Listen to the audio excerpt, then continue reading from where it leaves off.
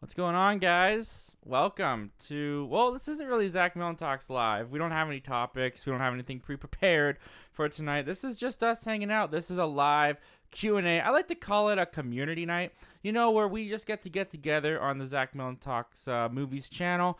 We just get to talk about life, movies. You guys can ask me questions. I can answer them. Pretty chill. I just thought we would do that tonight. I'm not gonna lie. I wanted to do this. I like throwing these in every couple months, couple weeks. I like just having a chill, laid back night, just talking with you guys. At the same time, I had a pretty busy week, and I just didn't take the time to really dive into looking at the movie news items and look at what's going on as much as I usually do. And the stuff that I did see out there wasn't really anything that amazing or something that I wanted to talk about.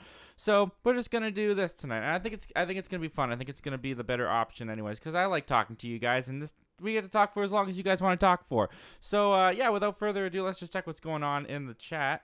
We got Lance Jackson in here. What's going on, man? You've got a lot of questions, so I'm excited to get to those, man. We'll get to those in a minute. We got The View with Drew. Hey, what's up? Well, hey, what's up, Drew? Thanks for joining us. Thanks for being here. Happy to have you. Got my buddy Aaron Austin in here. What's going on, man? You like the chill nights. I'm glad you do, Aaron Austin. I'm glad you do, Austin. That's awesome, man. Thanks for being here. All right, guys, and as promised, I don't know why this is popping up. I don't know. Why is that popping up? That's annoying. Anytime I click on a question, something's popping up, so that's annoying. Anyways, so we'll just get to your comments and questions. You guys jump them in as we go along. We'll answer them. We'll talk. We'll hang out. We'll have a good time. So Lance Jackson's in here. He's got quite a few already. Lance Jackson says, "Hey Zach, my favorite movies are Fat Albert and Hotel for Dogs and Shrek and The Pacifier. And my favorite episode of Friends is the one where Ross moves in. We will call you back." Oh yeah, when he does the whole the Queen. We will call you back. Yeah, that's pretty funny. I love that. I love Ross. Ross is one of my favorite characters in Friends, right behind Chandler. But I love all of them. Your favorite movies are Fat Albert. I'm not gonna lie, dude. It has been a minute. It's been a hot minute since I've watched Fat Albert and Hotel for Dogs. Actually, I believe the last time I watched Hotel for Dogs was sometime last year. I think my wife put it on, but I don't remember finishing it. But did you? I mean, obviously you do because it's one of your favorite movies. But Don Cheadle's in that movie. War Machine's in that movie, which is kind of funny. Shrek is a classic, so I'm with you on that. I love Shrek. The Pacifier is an interesting one. I thought it was okay. I've only seen it once. Definitely Vin Diesel moved on to do better things with Fast and the Furious, but it was all right. And yeah, that's a very good episode. The one where Ross moves in, that's a good episode to pick, man. Lance Jackson also says, "I also love A Quiet Place." Okay, yeah, A Quiet Place. A Quiet Place is awesome, dude. I'm with you on that one. I love A Quiet Place. That's probably one of my favorite horror thriller movies, and it's kind of getting a status, in my opinion, of being underrated. No one's really talking about A Quiet Place that much anymore, and I think both 1 and 2 are very good. Lance Jackson says, "Zach, this might make you laugh. Me and my cousin were watching Fat Albert, and when Kenan Thompson." Oh, with Kenan Thompson, and my cousin got scared when Fat Albert comes out of the TV. It's just a kid's movie. I said that. Yeah, that's pretty funny. I do remember that scene very, very vividly. It could be terrifying. It depends on how old your cousin is, because if like under 10 years old, I think that's fair. It can be a little freaky. Things aren't meant to come out of the TV. What I will recommend to her is that you show her The Ring next. I would show her Ring next. That would be the next movie I think she would love. Definitely show her Ring. Yeah, but if she's like 15, maybe that's a little old to be scared of something like that. But who knows? Lance Jackson, what is a movie that scared you as a kid? The live action version of Scooby-Doo scared me. I had to turn off the VHS. Yeah, no, the live action Scooby-Doo was definitely one that kind of freaked me out. Because the live action Scooby-Doo, I think they did Zombie Island and what was that other one? The Witch. Witch is Curse of the Witch's Ghost or something like that. I believe those ones came out before the live action movie did, because they came out they came out in the 90s, and they were the first ones that kind of did the whole it's not a guy in a mask anymore, the monsters are real. But before I saw those ones, I saw the live action Scooby-Doo, and that was the first time where the monsters were real. They were actual demonic creatures, and yeah, that gave me the heebie-jeebies when I was a kid. But I don't remember having to turn the movie off. I just remember fast forwarding through some parts. What really scared me as a kid, and I've said this many times, was the Green Goblin and Spider-Man. Willem Dafoe's performance and the voice was something of nightmares for me. So Green Goblin was definitely the scariest thing for me as a kid.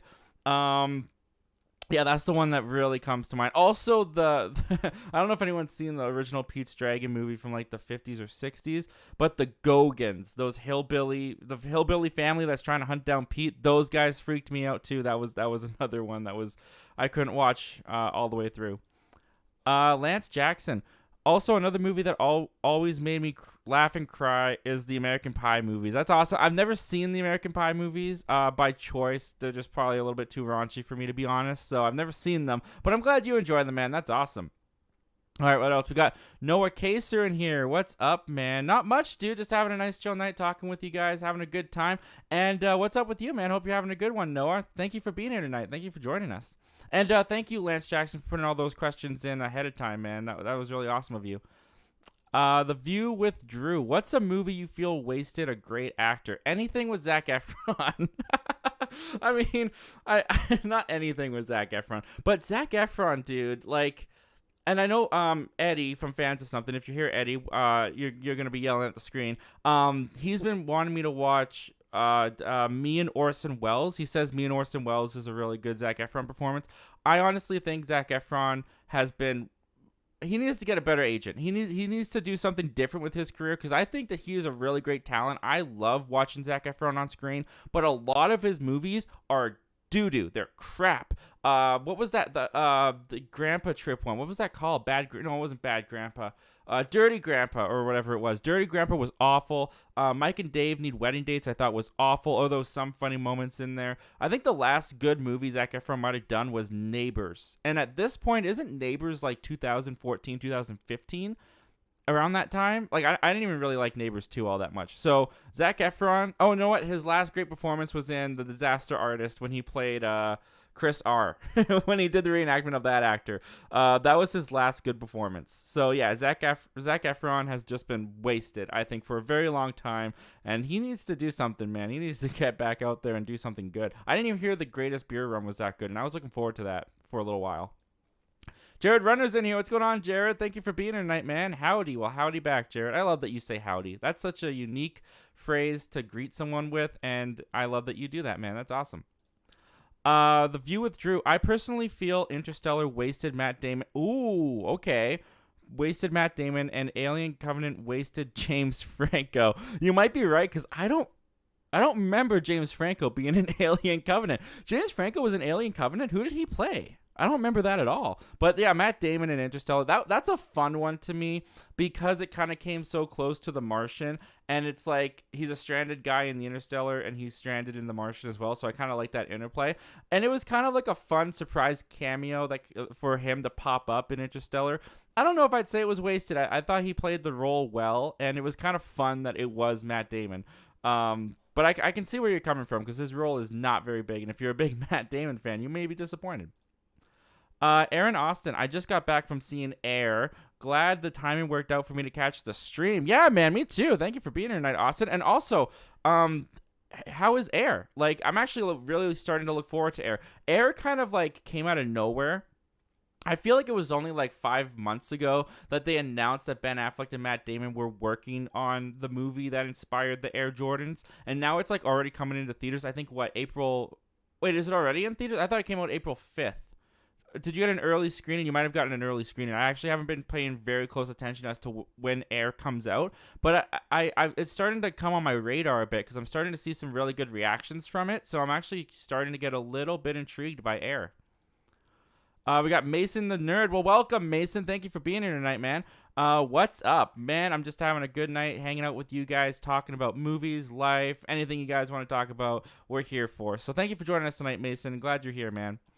All right. Whoa, we did a jump. This thing jumps sometimes, and it's very jarring. Aaron Austin, Quiet Place 2 is in my top 5 horror films. Nice. I don't know if I would put Quiet Place 2 in my top 5 horror films. I don't even know, honestly, if I would put the first Quiet Place in my top 5 horror films. And I love the first Quiet Place. I love it more than 2, but I really liked 2.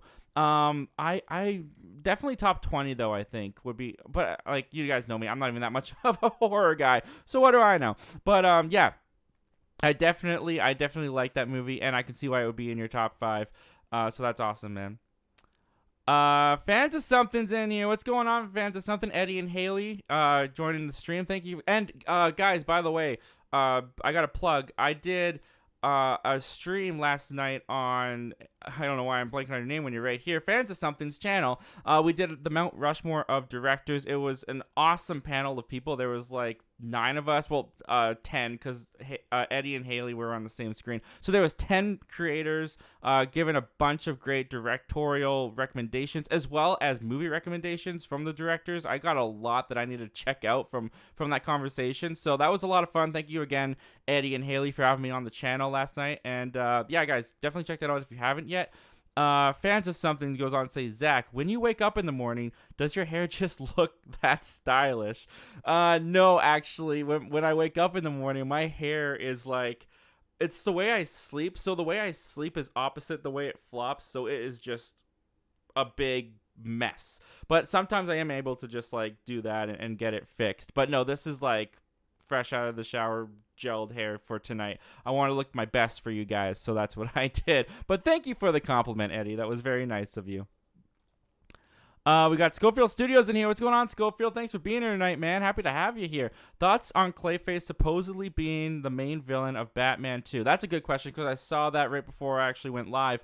I'm a little bit confused on it, because there was outlets saying that he is like confirmed to be in Clayface is confirmed to be in the Batman Part 2, which I haven't had time to go in and read the entire article on Deadlines, so I don't know the full story. I don't know what's actually going down. But then Mike Flanagan, who's a horror director, he tweeted out that it's all speculation, and that if Clayface will be happening, then he will let us know. So on the same day that they're saying Clayface may be in the Batman Part 2, Mike Flanagan is saying that he pitched a Clayface movie to James Gunn and there's speculation that Mike Flanagan is pitching a Clayface movie to James Gunn and Peter Safran, and Mike Flanagan's kind of like watering down that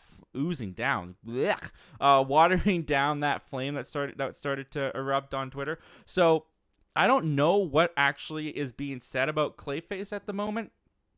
I will say this, though. I know very little about Clayface, but the stuff I do know about Clayface, it'll be very interesting to see what Matt Reeves could do with him to make him fit in that grounded Batman world.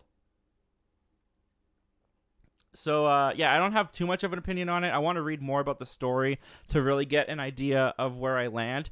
But it's a bold choice if that's really what they're going for, and I'd be very interested to see how they do with it. My grandma's in here. Hi, grandson, letting you know I am watching. Thank you, Grandma. My grandma's in the hospital right now. Luckily, she's doing okay. I went and saw her this past weekend. I think I saw her on Sunday. I think it was Sunday. So yeah, good to see you. That you're doing well, Grandma, and everyone. Yeah, give my grandma your prayers and thoughts, and she's doing all right. And I think I don't know if you're home yet, Grandma, but I know you're going home soon. So that's good to know. And thank you for popping in here tonight, Grandma.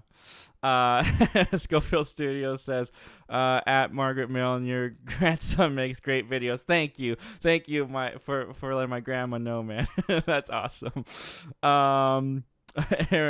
Aaron Austin with Grandma Mill. Oh my goodness, that's so funny. Thank you guys for showing my grandma some love. Andy Conchola. Well, thank you for joining us tonight, Andy. Hey Zach. Well, hey Andy yourself. Thank you for being here, man. Andy goes on to say, thank you for always commenting and checking out my movie reviews. Yeah, man. I mean, I love checking out. I've started to get into more of a gravitational pull to watching smaller channels like myself, rather than I haven't really been watching Chris Stuckman or Jeremy Johns as much, or or what's some other big YouTubers? The Flick Pick. I haven't been watching him. Oh, he doesn't do too much anymore. But I haven't really been watching the big YouTubers as much anymore when it comes to movies. I find that when I finish going to a movie and like getting my review done, I like finding voices that are like around my size and seeing what the new and upcoming YouTube reviewers are or what their thoughts are and what they're talking about. So I've actually really enjoyed finding smaller videos rather than big videos at the moment, which is cool. And yeah, it led me to Andy's channel and a lot of people's channels, to be honest. And yeah, man, I like your stuff. So keep it up, man. Keep making those videos, and I'm gonna keep watching. And likewise, thank you for checking out my videos, and thank you for checking out my channel. The View with Drew. Excellent news to share. I got 2 Blu-ray movies recently. It was the Blu-rays for Horrible Bosses 1 and Goodfellas. Horrible Bosses was a funny movie, and this is going to sound nuts. Haven't seen Goodfellas. Nice, dude. I've never seen Horrible Bosses. I heard mixed things on it, and I kind of lost interest. I didn't really care to watch it. But Goodfellas, I actually am not going to, like, rag on you or anything for that, because I saw that for the first time myself, I think about 3 years ago. And it lives up to the hype, dude. It is great. It's a great movie. And I'm not really that big into gangster movies and like mob movies and stuff like that. Like, they're not really my thing a lot of the times, but Goodfellas was great. I really, really like that movie. So yeah, definitely check it out, dude. I think you'll have a good time. Adrian Diaz is in here. What's going on, Adrian? Hey, Zach. Well, hey, Adrian. Thank you for being here tonight, man. Thank you for joining us. We also got Charles Clayton in here. He says, what's up? Well, what's up, Charles, yourself? Thank you for being here tonight, man. We're happy to have you here. Schofield Studios. A movie that wasted a great actor was Pirates of the Caribbean 5 with Javier Bardem. They covered his face with CGI and they made him a one-note villain. Oh yeah, Pirates of the Caribbean, the man that tells the dead men tell no tales. I haven't seen that since the theaters. I didn't like that movie. Oh wait, did I see that in theaters? No, I'm thinking of the 4th one. I saw that on home video. I haven't seen it since I watched it on a streaming service. So yeah, I don't remember much about it, but I do remember the villain being very heavy on CGI. So I guess you could say you're correct, man, because I don't even remember Javier Bardem being that guy. So that's really funny. But yeah, I haven't seen that in a while. What do we got here? We got Tyler. What's going on, Tyler? Thank you, Tyler Calvert. Well, thank you for being here tonight, man. Thank you for joining us. James Franco was the guy stuck in the pod that burst into flames in the beginning of Alien Covenant. Oh, okay. No wonder why I don't remember him. I saw Alien Covenant once, and I was bored for the first, hour and a half? Maybe that's a little bit of an exaggeration. Maybe it was just an hour. And then the second half of the film, when it actually became an Alien movie, as opposed to the Prometheus sequel, then I got a little bit more into it. But yeah, I don't even remember James Franco. That's hilarious. I'm going to have to look up that clip later and see that again, because that's really funny that that's how he was used. The View with Drew. He was the guy who died when the pod caught fire. Okay, yeah, so that's 2 now. I'm going to have to look that one up again. Aaron Austin, yeah, it was an early screening. I was surprisingly into it. Awesome, dude. Yeah, I've never been to an early screening in my life, so that's really cool that you got to do that. And for a movie that's getting the praise that it's getting with Air, that's a really special one to get to go to an early screening for, dude. So that's awesome. Congrats on that, Austin. I look forward to seeing your review after I've seen the movie. So, yeah, probably like April. Fans of something, dude, guys, come on. Super chatting $7. Thank you guys so much for that, man. And hey, you see the super chat guide. I'm gonna shout out your guys' channel next week or on the next episode. I don't want to stick to next week because something might come up, but the next episode of Zach Milne Talks Live, your channel will get a personal shout out. You'll be added into the description of this video as well as next week, and you will get the community post tonight. So thank you guys so much for that. Amazon sells me and Orson Welles for $7. So here's $7. Now get it and watch it, dude. I will put that $7 towards me and Orson Welles. I have no more excuses. You paid me to watch that technically, so I will watch it. I'll get back to you on that by next week, dude. That's amazing. Thank you so much. Charles Clayton. What type of food would you eat for the rest of your life? Okay. I do have an answer for this. It took me a little bit to come to this conclusion when it really shouldn't have taken me that long. cheeseburgers. And you guys are gonna be like, what? But I mean, maybe some of you guys are the same way. But I only eat my cheeseburgers with the cheese, the burger, and the bun. I eat it completely plain. I don't like sauces. Sometimes I'll put like tomato or veggies or something on it, but for the most part, I usually eat them plain. And I can eat those things a little bit too addictively, a little bit too much. Like every place that I go, the big restaurants around my area that I go to are like White Spot, Red Robin's. For fast food, you got Wendy's, you got McDonald's, you got Dairy Queen, you got A&W.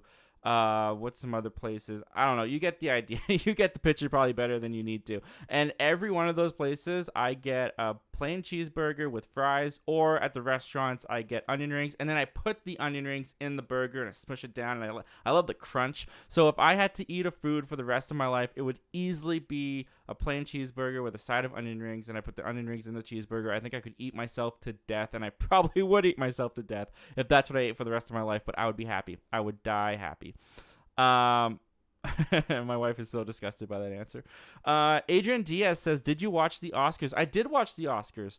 I thought the Oscars this year was really, really good. This is the most invested in the Oscars that I've ever been before, because usually, the Oscars come around and it's all the artsy kind of smaller budgeted movies a lot of the time that don't even make it into my theater, and then I never catch them, and then by the time the nominations come around, I'm overwhelmed by how many I have to watch, and I don't really watch them. So I never really feel like I have much of a stake in who wins the Oscars, and every time I watch the Oscars, I just kind of feel like I'm out of the conversation. But this Oscars, there was a lot in there that I had actually seen. Like I had seen Everything Everywhere All at Once. So when it started winning a bunch of stuff, I was happy. I had seen All Quiet on the Western Front, same situation. Was happy when it started winning a lot of stuff. I saw The Whale, so I was stoked when Brendan Fraser won that Best Actor award. Like I really wanted him to win. Same with Ke-Huy, I can never say his name right. Ke-Huy Quan, who won for Best Supporting. Of course, like the awesomest guy in Hollywood right now.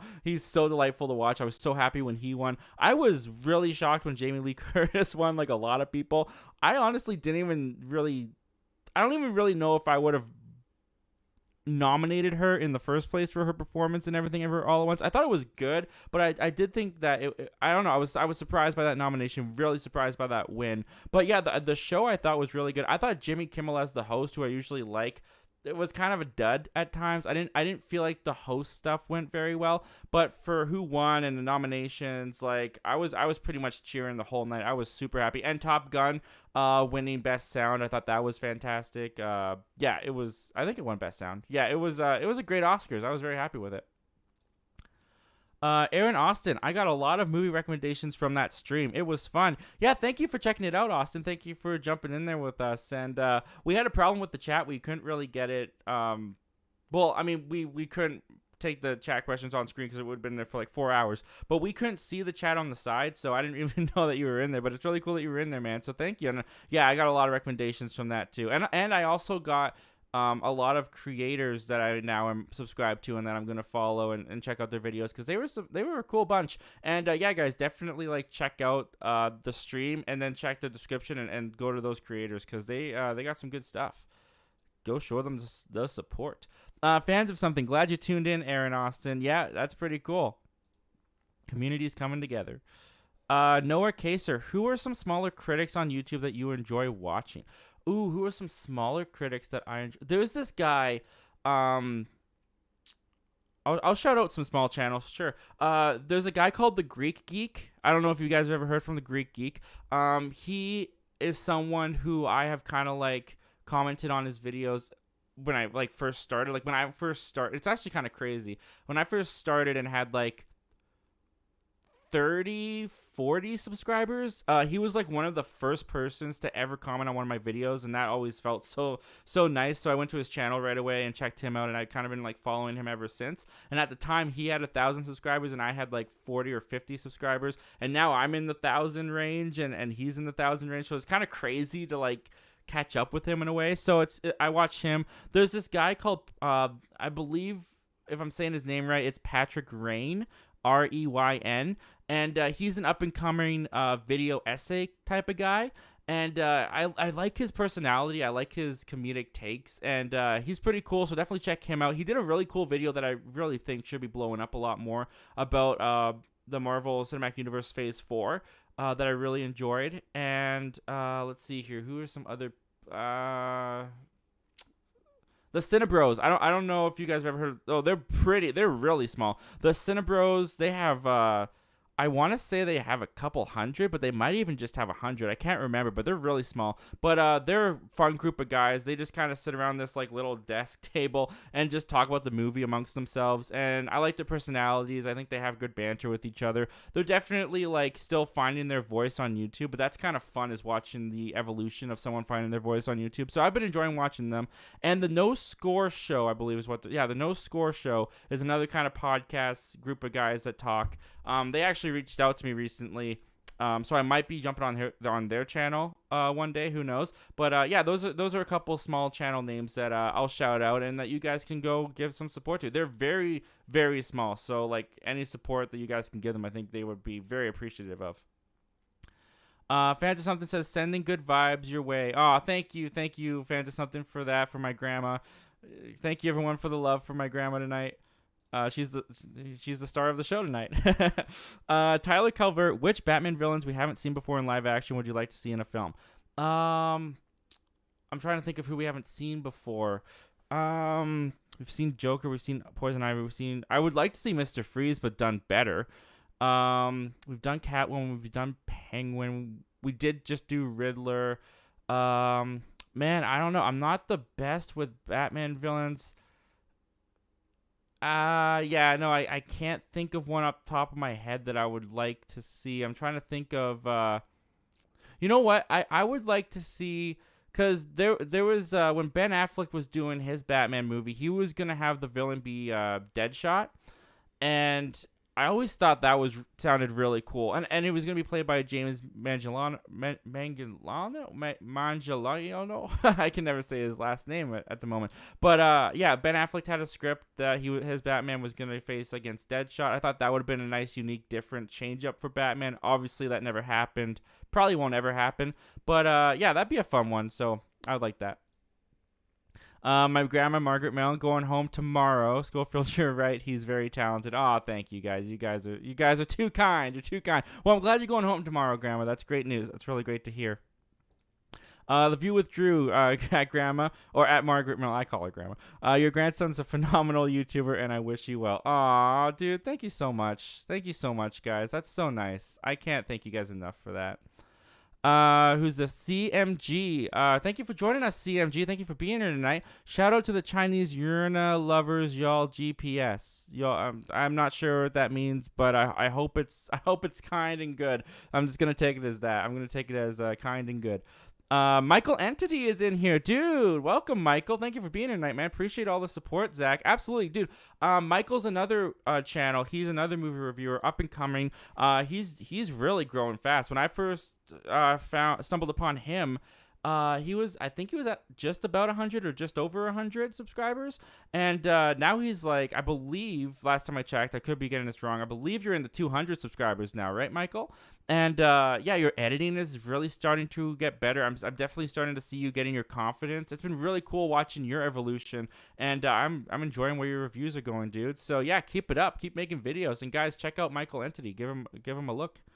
I think you'll be very happy with what you see. Good looking guy too, might say.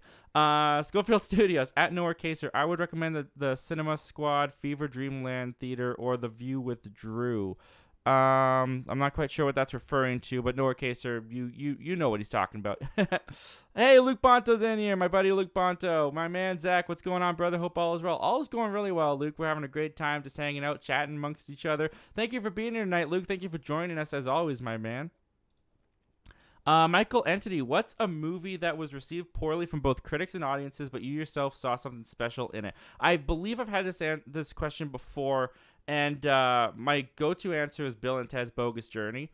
I love Bill and Ted's Bogus Journey, And I mean, that might be a niche film to some of you. Definitely check out Bill and Ted and Bill and Ted's Excellent Adventure and Bill and Ted's Bogus Journey and Bill and Ted Face the Music when you get around to it. It has Keanu Reeves, a young Keanu Reeves before he was John Wick, before he was Neo. He was Ted. So check out Bill and Ted. But yeah, Bill and Ted's Bogus Journey did not get much love when it came out, and it's still on Rotten Tomatoes. Does not have that much love, but I like it. I don't care what anyone says. I like it. And if you want to go more recently, the Pinocchio movie that was on Disney Plus, everyone pans that movie. I didn't think it was that bad. That's just me. Charles Clayton, thoughts on Liv Tyler returning as Betty Ross in Captain America: New World Order? Yeah, that was something that I was thinking could have been a headlining topic, but didn't go that way. But yeah, Liv Tyler is actually coming back for Captain America: New World Order. That one was surprising. They're really starting to, because for a long time, Incredible Hulk was the black sheep of the MCU. It was like there, and it did fit, but it was like a puzzle piece that if you took out, the picture didn't change much. Which I guess is kind of all puzzles, but anyways, moving on.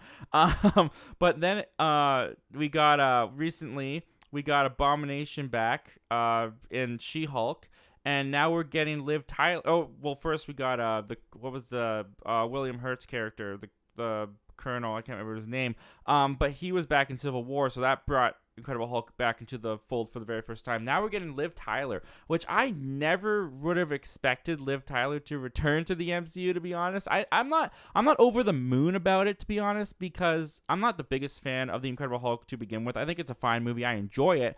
But Liv Tyler, she just kind of whispers every line that Bruce. I don't know if I'm looking forward to seeing her.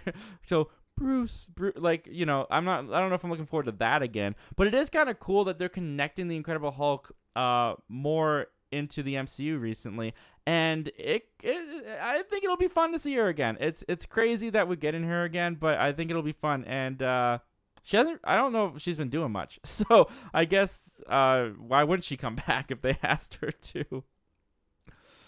Noah Kaser, Schofield Studios, thank you. Being a small YouTuber, it's great to support everybody. Oh, okay, okay, you were shouting out those people. I see what was going on. Yeah, absolutely. I think we're only stronger together, right, guys? I mean, I wouldn't have you guys in the chat if you guys didn't show up. So, you know, it's the same with everyone else too. We gotta support each other. Luke Ponto, dude, I'm the same. I always have the cheeseburger plane. Nice, dude. Virtual fist bump. I know you like to do those on your channel.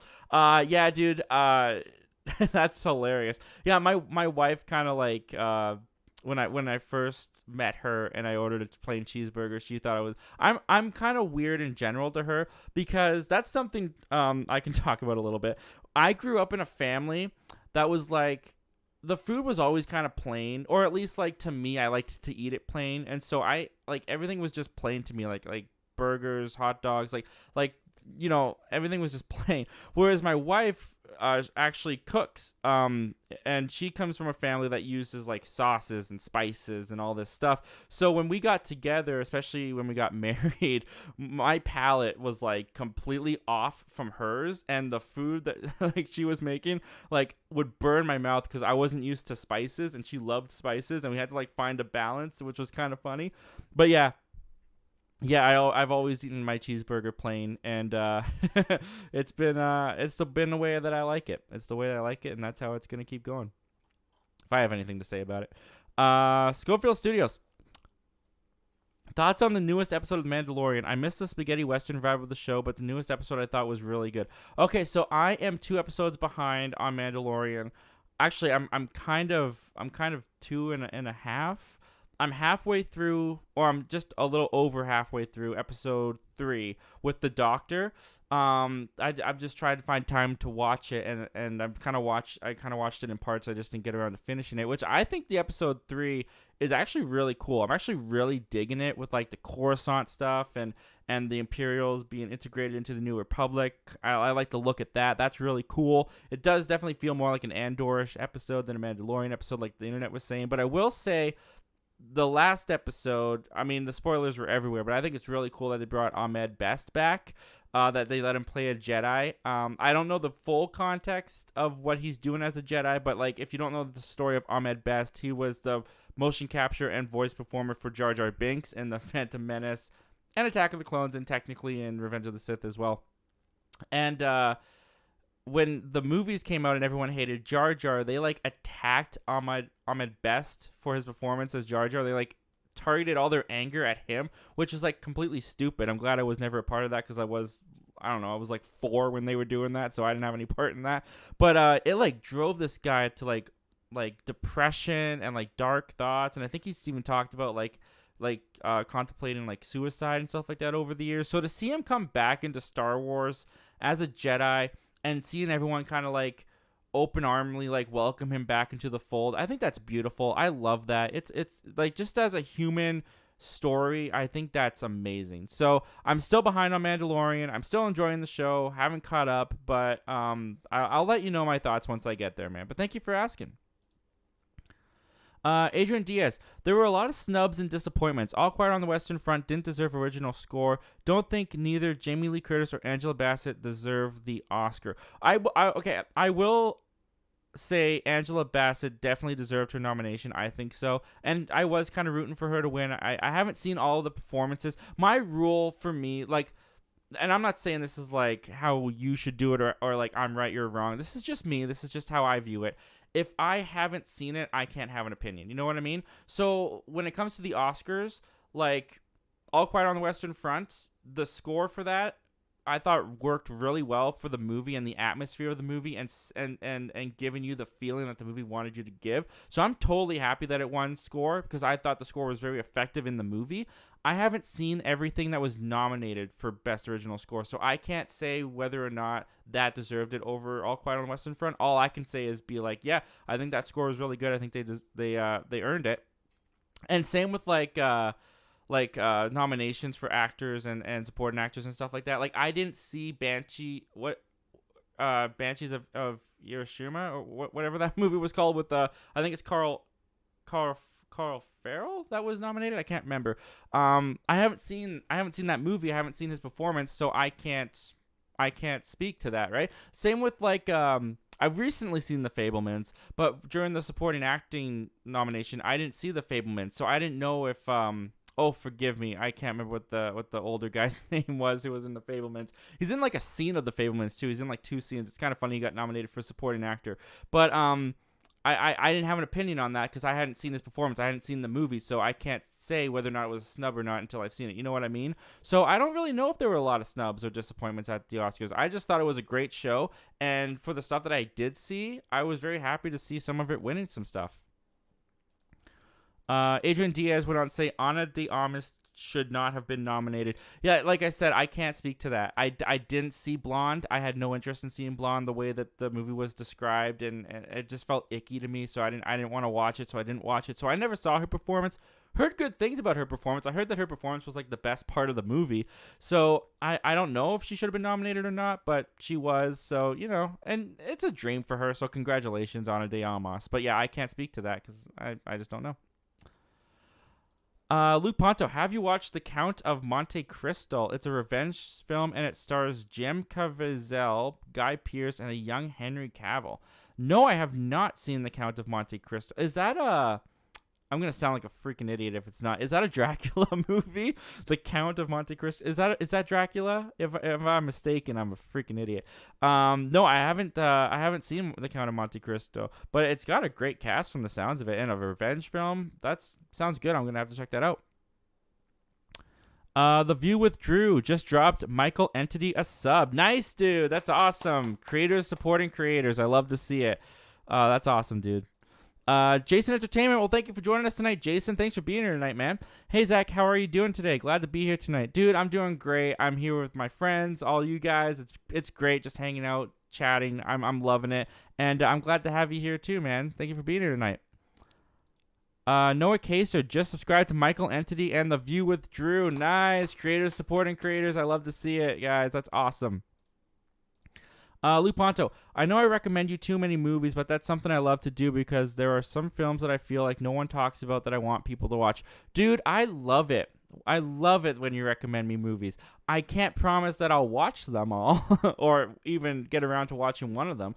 But yeah, I love getting recommendations. I love getting new things on my radar because there are times where I'll be scrolling past Netflix and I'll be like, oh, someone recommended me that, or someone did mention that was a good one, and I'll add it to my watch list. Doesn't mean I get around to it, but I add it to my watch list. And yeah, I love getting recommendations for movies. I love finding new things to watch because you never know. My thing, like my wife and I are different in that way too. She likes comfort movies. She likes watching the same thing over and over and over again. She likes the familiarity. She likes watching things where she knows what's going to happen. I'm someone who I kind of have the mindset of I never know if the movie that I could put on next is going to become my next favorite movie. Could be a bucket of crap. You never know. But when I walk into a theater or when I'm scrolling on Netflix and I find something new, I like discovering new things. I like watching new things because you never know if that movie's going to end up being your favorite movie unless you hit play. So that's just kind of how my brain works. But yeah, I love recommendations. Keep bringing them, man. Jason Entertainment, have you seen the trailer for the next Pixar movie, Elemental? If yes, what did you think of it? I didn't see the new trailer that they put out. Where was that yesterday that they put that out, or was that this morning? I can't remember. I just remember scrolling past it in the morning, and I was getting ready for work, so I was like, I'll watch it later, and then I just never got around to it. The first teaser that they did for it, though, I thought looked really cute, and I think the animation's looking really good. So I can't speak to the trailer itself, but I am looking forward to Pixar's Elemental. It kind of is, how is it described? Like Pixar's first romantic comedy, like animated romantic comedy. I think that's really cool. I think that's going to be a lot of fun. So I'm looking forward to it, but I haven't seen the trailer. And I'm not like, it's not a trailer that I'm eager to see, you know? Like when I go see Super Mario Brothers in theaters in April, that's probably when I'll get the Elemental trailer for the first time. And I'm good seeing it for the first time there too. Lou Ponto, it's not on Tim Roth at all. It's the way he was written. It's not on Tim Roth at all. It's the way he was written. Are you talking about The Incredible Hulk, Luke? Are you talking about Abomination? I don't mind Tim Roth in Incredible Hulk. I think he's a fine villain. I'm not one of those people that like get that critical when the villain has the same power set as the hero. Like I know that some people like that just does not work for them, and all the more power to them if it doesn't work for them. I guess. I mean, it's unfortunate if it doesn't. But for me, I've never really cared. Like, the Abomination and Hulk fight at the end of Incredible Hulk is actually pretty cool. I actually really enjoy it. It's starting to look a little bit like a PS4 game, but it's still a really fun fight to watch. And I liked that they brought Tim Roth back in She-Hulk. What they ended up doing with him, I wasn't the biggest fan. I liked what they were doing with him at the beginning. Didn't like where they ended with him, unfortunately. Geek Ledger's in here. Well, thank you for joining us tonight, Geek Ledger. Thanks for being here, man. Do you think Marvel should delay the President Red Hulk story for a potential Hulk solo movie, given the rights revert back this summer, instead of having Ross as the villain of a Captain America movie? Okay, I get what you're getting at here. I don't know. I haven't read into the full story. I don't know if the rights do revert back this summer. If for those of you who don't know, so Universal has the distribution rights to a solo Hulk movie. So Marvel, the way the contract, I don't know how the contracts really work, but the way that they're set up, Marvel can use Hulk in ensemble movies. Like, he can be a part of Marvel movies, but they can't do they can do a solo Hulk movie. The only problem with that is that Universal gets to be the distributor of it. So if Universal really wanted to, they could put it right on Peacock and just reap all the benefits. Marvel pays for it and Universal gets to distribute it. So they don't want to do that. They don't want to play that. They don't, like, that's stupid business-wise. You don't want to do that with Universal. So Marvel's kind of had their hands tied of making a Hulk solo movie for a while, but there's a rumor, or it might be a report, that apparently Universal might lose their rights, the distribution rights to the Hulk by the end of this summer, because their time will just be up. Like when Fox used to be independent from Disney, and they had like X-Men and they had Fantastic Four, they had a certain number of years where they had to make a new Fantastic Four or a new X-Men movie, or else the rights would revert back to Marvel. Same with Sony. They have so many years where they have to make a Spider-Man movie, or else the rights would revert back to Marvel. So it's one of those legal issues. So if you're asking me if I think Marvel should delay the President Red Hulk storyline for a Hulk solo movie if the rights come back, honestly, it depends on what they do with what they want to do with Red Hulk. I feel like President Red Hulk is a storyline that you still set up for a couple more years. I don't feel like you do that anytime soon. So if the rights revert back this summer, then yeah, wait until you have like more time to build up to it. But if not, I think you can still use Red Hulk in a way in the MCU where it would work. But we'll see what they do. We'll see what they do with it. Luke Ponto, what are some of your favorite revenge movies? Well, you got to go to Kill Bill. At least I do. I go to Kill Bill. Kill Bill is a great movie. Revenge flicks. John Wick, obviously. I mean, that's the obvious one that everyone is gonna say, right? But I love John Wick. Let's see here. Revenge movies. I can't think off the top of my head of revenge movies very much, but yeah, I'll give those two for now. John Wick and Kill Bill. They'll be the ones that I give for now. But yeah, I definitely should see more of those. Geek Ledger. Or do you think they're having all the Hulk characters in Captain America 4 so they can jump right into a Hulk movie later down the line? Honestly, I'm not really sure why they're obviously I'm not sure, but why they're putting so many Hulk characters into Captain America 4. It feels a little odd to me because we've got blanking on so many names tonight, but the guy who's gonna be playing the Master, I believe, Mastermind or the Master, whatever his name is, the guy who was growing the big head at the end of the Incredible Hulk, he's coming back. Then you got Betty Ross, Liv Tyler's coming back, and then you've got Harrison Ford stepping in for William Hurt.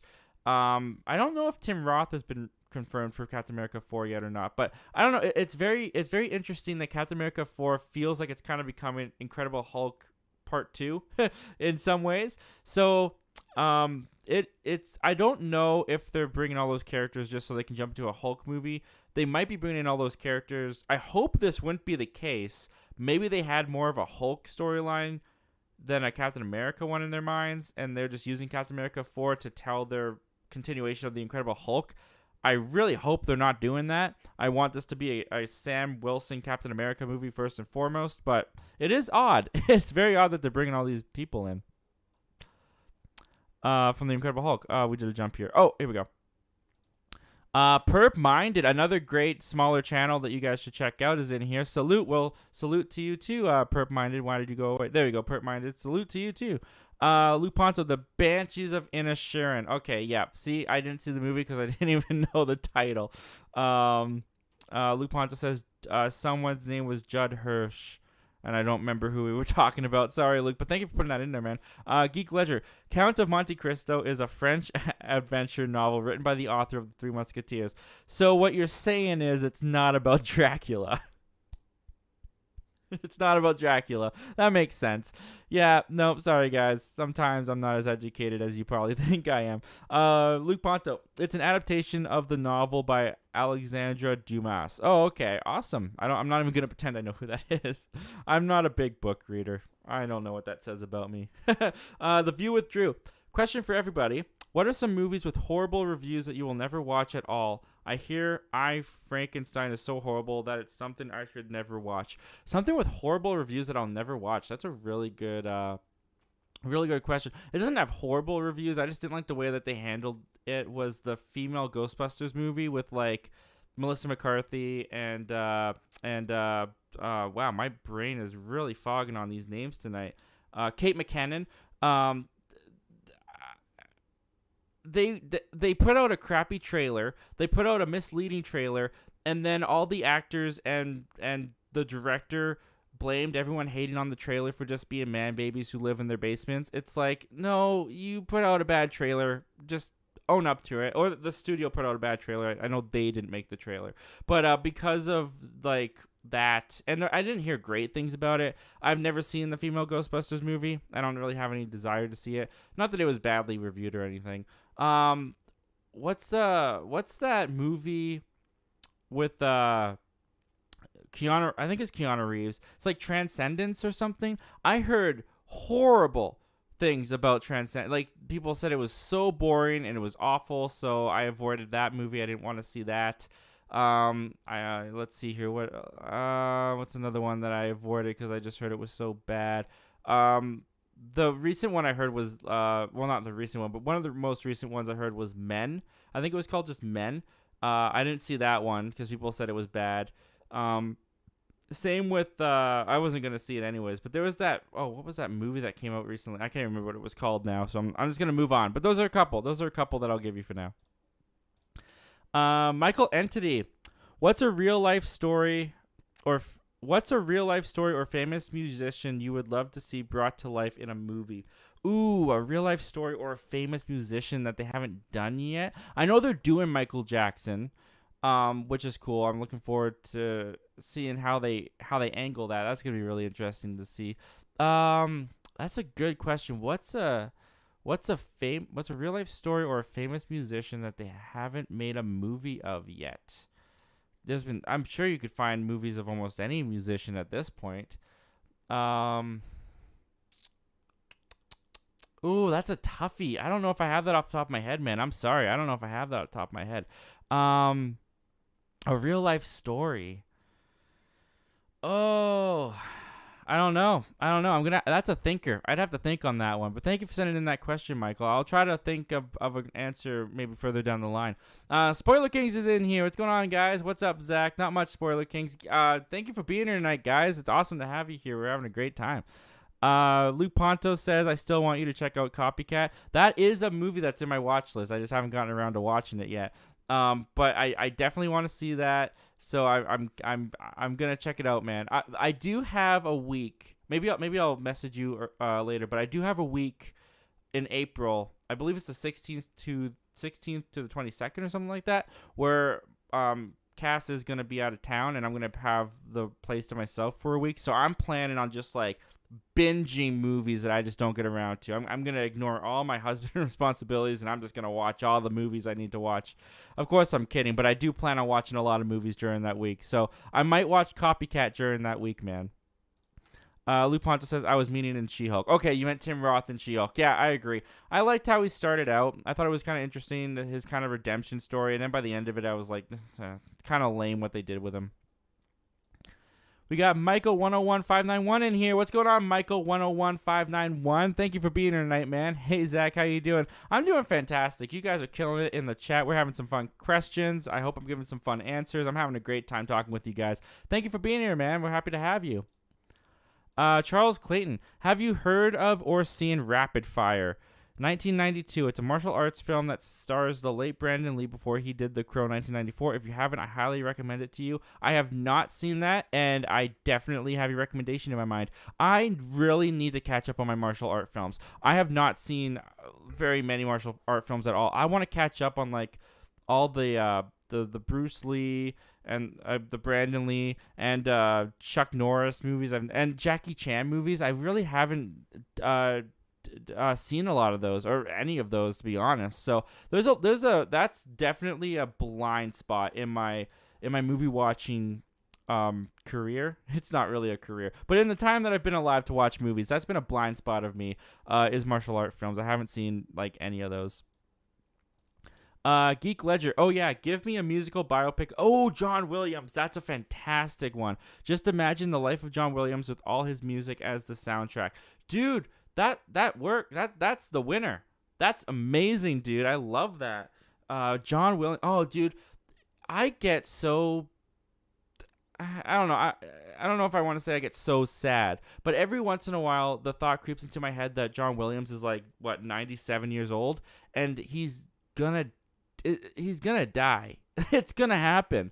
And anytime that I remind myself that John Williams is gonna die sooner rather than later, I get sad. You know, like he's given such amazing music in film. Like, is there any composer better than John Williams, more recognizable than John Williams, who has had this long of a career and these many hits and staples of movie themes that just stick in your head, from Indiana Jones to Superman to Jurassic Park to Star Wars? Like is there any other musical composer that has done that? I don't think so. John Williams is a unicorn, once in a lifetime opportunity, and we're gonna lose him soon. And I know that's a downer. I don't want to be a downer, but yeah, John Williams, man, he's just, I know it's the go-to answer, but he's my favorite musical composer. He's given me some of my favorite soundtracks. So I would love to see a John Williams biopic. I'd love to see his start. I would love to hear his story because I don't know much about John Williams, so that would be really cool. Then you can get people in there that play Steven Spielberg and George Lucas, and that would be fun casting as well. So I'm gonna steal your answer, Geek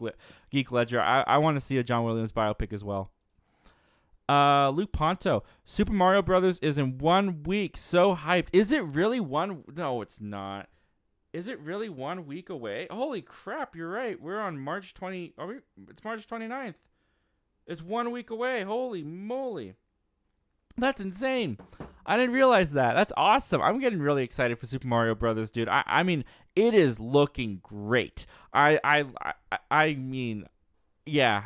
I didn't realize how hyped I was going to get for that movie, but these trailers have just been killing it. The marketing's been great. It looks amazing. I mean, I'm super hyped for it. I can't wait to see it. We got Sully Streams in here. What's going on, Sully? Thank you for being here tonight, man. Bobblehead is looking great, Zach. What are your thoughts on a rumored John Wick 5? Should they leave it be after that perfect finale? Yeah, we won't talk about any spoilers of movies that are in theaters. Please. So we won't talk about the ending of John Wick 4. What I will say is that I don't want... They had an opportunity to set up a John Wick 5 and they didn't, and they decided to end it on a pretty perfect note, and for that reason I don't want them to do John Wick 5. And I when I went into the movie, I thought that they had already announced that there was a John Wick 4, or I thought they had already announced with John Wick 4 that they were doing Chapter 5 as well. But after seeing the ending and just how perfect it seemed to fit, I was like, I kind of hope there's not a 5 now, because I like the way that this franchise ended. And now that they're rumoring one, I'm kind of going like, don't get greedy, guys. Don't get greedy. This is also John Wick Chapter 4. If you guys didn't see my review, my favorite movie of the year as of now. I have not stopped thinking about it since I saw it. They raised the bar so high with those action the action sequences in Chapter 4 are just insane. They're mind-boggling. Seriously, think of all the work and preparation and detail and organization that went into those fight sequences, as well as the work that the stuntman and the actors put into choreographing and practicing and rehearsing all those sequences. And then you watch it all come together on the screen, and it just blew my mind. Like, how were they able to do this? It was insane. I don't know how. I mean, I said this after Chapter 3 as well, but I don't know how they could top it. I really don't. And I'm starting to get worried about the spinoffs too. Because if you guys have heard, there's a spinoff called The Ballerina with Ana de Armas, which I guess is going to follow that like ballerina assassination kind of, or hitman kind of group that we saw in Chapter 3. I guess it's going to follow one of those characters, which the director, I believe, for that movie is not the guys who did John Wick. It's going to be someone different. So I kind of want the John Wick franchise to just kind of be put to bed and just be remembered as this awesome 4-part quadrilogy, and just let it be. It's great. Just let it be. I am looking forward to Sisu, though. I don't know if you guys got the trailer for Sisu in front of John Wick Chapter 4 when you saw it. Sisu looks awesome. Sisu is like John Wick with Nazis. I'm there for it. It looks so violent. I can't wait for that to come out. That looks fun. Geek Ledger, the Security and Exchange Commission filing from 2008 allows Universal to hold Hulk movie rights for 15 years, which means it will expire in June 2023. Oh, okay. Okay, so the Security and Exchange Commission filing from 2000. Okay, see, like I didn't have time to look into this, so that's interesting. That's really interesting, actually. I wonder if because Marvel has kind of been like semi setting up like a World War Hulk kind of lead in. Recently with She-Hulk and stuff like that. So I wonder if they're preparing for this to expire, and they may. I wonder if they could do that though legally, like have a Hulk movie in the back of their minds, ready to go, or not ready to go, but like I wonder if they have one in the back of their minds that they want to do, and they're just waiting for that expiration date, and then they got like a writer right there as soon as that expiration date hits to write it. Because I doubt they could write a solo movie now when the rights are still with Universal. That's interesting. I want to look more into that, man. Thank you for putting that on the radar. Thank you for explaining that to us, man. Geek Ledger, the leader was played by Tim Blake. Thank you, Tim Blake Nelson. Tim Blake Nelson. Yes, thank you. And the Master. It's called The Leader. Long day, guys. Sometimes the brain is foggy, so you never know. Second Street Marvel. Hey, welcome, Second Street Marvel. Thanks for being here, man. I mean, haven't seen you in a little bit. It's nice to have you in here tonight. I hope you're doing well. Perp is good peeps. Yeah, Perp Minded. They're great. I enjoy watching their stuff. Michael 101591. I, Frankenstein, I saw in the theater, and yeah, terrible movie it was. I, Frankenstein, I don't even remember. I know what you're talking about, but I don't remember who's in it or what it's even like supposed to be about. Is that like one of those, like, what was the Dracula Untold or whatever it was called movie? I didn't see either of those. Lou Ponto, Winnie the Pooh Blood and Honey has a 4%, and I already know you won't watch it. Dude, you never know. You never know. My curiosity might get the best of me, and I gotta watch something for the Halloween movie commentaries, right? Which I actually don't know if I'm gonna be doing that again this year, but they were fun to do last year, so I might do it. Yeah, I don't have any desire really to see Winnie the Pooh Blood and Honey, but it might happen. Lou Ponto goes on to say Transcendence stars Johnny Depp. Okay, well that was another one. Transcendence. So that's not the one I was thinking of. Transcendence. Oh no, I'm thinking of Replicas? Is that Keanu Reeves? I think I'm thinking of Replica or Replicas or Replicado. I think it's called Replicas. Correct me if I'm wrong. I believe that one had Keanu Reeves. That's what I was thinking of. And Replicas, I heard, was boring and awful, and I never got around to seeing that. Yeah, but Transcendence with Johnny Depp, that was a different one. Thank you for clearing that up for me, Luke. But yeah, let me know. Is Keanu Reeves in Replicas at least, or Replica, whatever that movie was called? I just heard such bad things I didn't see it. Michael 101591, Transcendence I saw in the theater, and I thought it was okay. Nice, man. I mean, I haven't seen it, so I can't speak to it. But yeah, I was thinking of something else when I said that. Geek Ledger. Speaking of biopics, thoughts on Disney buying the rights to adapt the podcast Blockbuster, which was a biographic audio drama whose first season focused on the making of Star Wars and Close Encounter. Wait a minute.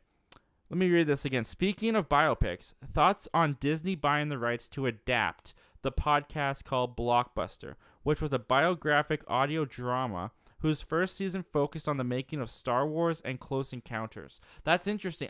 So the biopic will be on the podcast.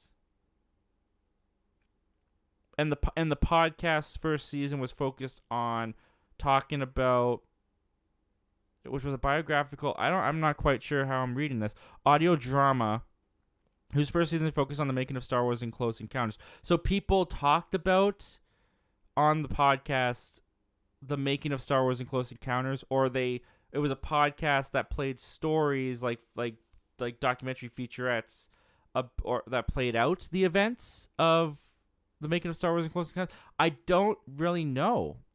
There's two ways that my mind thinks about that. If they're doing a biopic on the podcast itself, that sounds fine. I would be fine with that. If they're doing a biopic of the making of Star Wars and Close Encounters, that's different, and I don't really think that's what you mean. So I'm not quite sure, and I've never even heard of the podcast Blockbuster. I'm gonna have to check that out. I've never even heard of it. Second Street Marvel. Ghostbusters Answer the Call is just a bad Ghostbusters movie. It's not completely terrible, otherwise it has some funny stuff in it. Yeah, like I said, I didn't hear terrible things. I mean, some people, I heard terrible things about Ghostbusters. Answer the Call, is that what we're calling it? But for the most part, I just kind of heard like meh things. I heard things like it wasn't a must-see, and it wasn't that funny. It had moments, but it wasn't like a rush out and see it. And I just kind of had a bad taste in my mouth from the way that people were handling it with the backlash to their marketing, that I was just kind of like, I don't really want to see it. I don't want to support this. And then I just never watched it. And now that they've like completely abandoned that and gone to Ghostbusters Afterlife, I don't really feel like I ever need to watch it. So that's just me. AJ's Movie Place. Hi, gents. Well, welcome, AJ's Movie Place. Thank you for being here tonight, man. We're happy to have you here. Thanks for joining us. The View withdrew. I would like to see a biopic of AC/DC or the Bee Gees. Have they really not done a biopic of AC/DC or the Bee Gees yet? I feel like everyone has a biopic, but I guess not a big budgeted one. Yeah, I don't know much about either of those people, to be honest with you. I'm not a big music guy, so I don't know. I definitely get more into music through biopics though. I haven't seen every biopic in the world, obviously, but like Queen, I knew Queen. I knew who they were. I'd never really heard of Freddie Mercury though. I never connected him into Queen until I watched Bohemian Rhapsody. And I was watching Bohemian Rhapsody and I was like, "Oh, that song is Queen. Oh, that song's Queen. Oh, that song's Queen. Freddie Mercury. Who's this guy?" And that kind of led me into like downloading Queen's greatest hits and stuff like that. So that's how I got into Queen. And the same thing happened with another biopic, and I can't remember. Oh, Rocket Man. Rocket Man introduced me to Elton John. Because I just didn't really. I've never really been in the music scene. I've never really cared about the music industry all that much. So I get introduced to a lot of that classical rock and classic music and classic hits through movies and how they're used in movies. But I would be down to see what AC/DC story is, and even the Bee Gees. I'd be interested to see what their stories are and learn some more of their music. Toxic Gamer 331 is in here. Hello again. Well, hello, Toxic Gamer 331. Thank you for being here, man. Thank you for joining us. Second Street Marvel says Rapid Fire is good. Awesome. A second recommendation. I got to get on that then. Second Street Marvel says my kids get mesmerized by Bruce Lee films. Nice. Yeah, I gotta catch up. That's like I said, that's a blind spot on my filmography, on my film thing. Also, did I pass over? I feel like oh no, Sully Stream said bobblehead's looking great. Thank you. I forgot to address that part of your question. Yeah, you guys made this happen. I don't know if you guys saw the video yet or not, but a company called Figure Bobblehead, because of you guys' commenting and engaging like you're doing tonight and watching the videos, they discovered the channel and they liked the stuff, and so they offered to make a bobblehead of myself, and you guys made this happen. So if this freaks you out, you did it to yourself. But that's me. That's my bobblehead. It's pretty cool. I'm kind of blown away by the detail on it. I did a whole video unboxing this thing if you haven't seen it yet. But yeah, this is like a proud moment in my YouTube career right now. Like the fact that someone made this because they wanted it promoted on the channel is insane to me. And the fact that you guys made this happen, I'm very, very thankful. And thank you guys. I'm just grateful. Thank you guys so much for all you've done for this channel. And yeah, let's just keep it going. Let's just keep it going, guys. But yeah, Bruce Lee films. I got to get on those. I really haven't seen any. So, Michael Entity, I got another tricky question for you. What's an action movie franchise that didn't need or deserve one?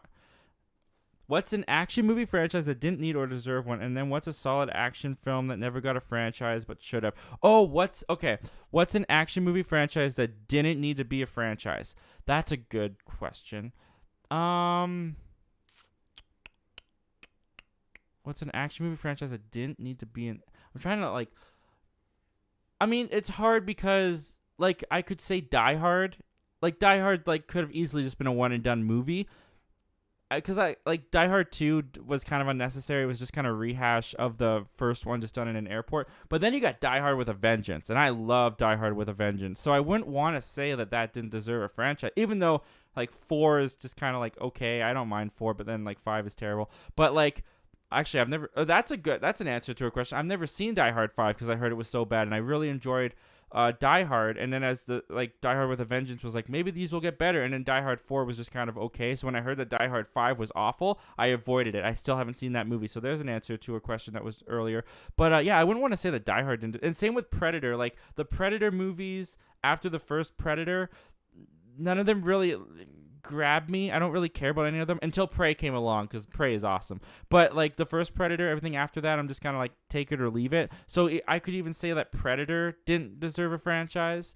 But you know what? Okay, I got an answer though for what's a solid action film that never got a franchise but should have. This is the answer to that question, and I think a lot of you guys will agree. The Nice Guys. I believe it was Shane Black. I want to say Shane Black. Shane Black's The Nice Guys with Ryan Gosling and oh, I'm blanking on the other guy's name. I feel so bad. But yeah, The Nice Guys. I mean, it had some stuff in there that when I was watching it, I was like, I don't really think I should be watching this. But that movie was funny. That movie was smart. The characters were great, and the fact that I mean, it's a movie that bombed. Like especially in the year that it came out, everyone was talking about how this movie bombed and it shouldn't have bombed. The Nice Guys is so underrated. It is so awesome, and it definitely should have had a franchise. There should have been a Nice Guys 2. We should have been on like Nice Guys 4 by now. I would love to see Ryan Gosling comes back as that character. I loved his performance. I thought his comedic timing was excellent in that movie. Yeah, if you haven't seen The Nice Guys, I definitely recommend that. That's the answer to that question. No question. A solid action film that never got a franchise but should have. The Nice Guys. Let me know if you guys agree in the chat. I feel like you guys will, especially those who have seen it. Toxic Gamer. I didn't know he was 97. That's crazy. I could have it wrong. Let me just check really quickly because I don't want to be like, hey, John Williams is like 97 years old. He's basically gonna fall dead any moment now, and he's like 80. Like, can you imagine? I don't want to like be like that. So John Williams. Let's find out here. John Williams. Oh, he's 91. Okay, yeah. I was a little high. 91. I think what I was getting that confused with, as I think I saw the other day,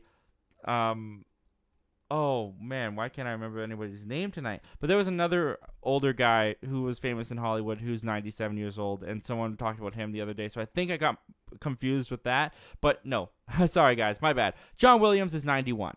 I'm about 6 years off of that, so he's still got time. But it's still 91. Like that's old. That's old. No offense, John Williams. Second Street Marvel. Nah, he's going to harness the power of the Emerald Tablet and have some exceller of life and live forever. You know what, dude? I'm going to choose to believe you, Second Street Marvel. John Williams ain't going anywhere. I'm going to agree with you, man.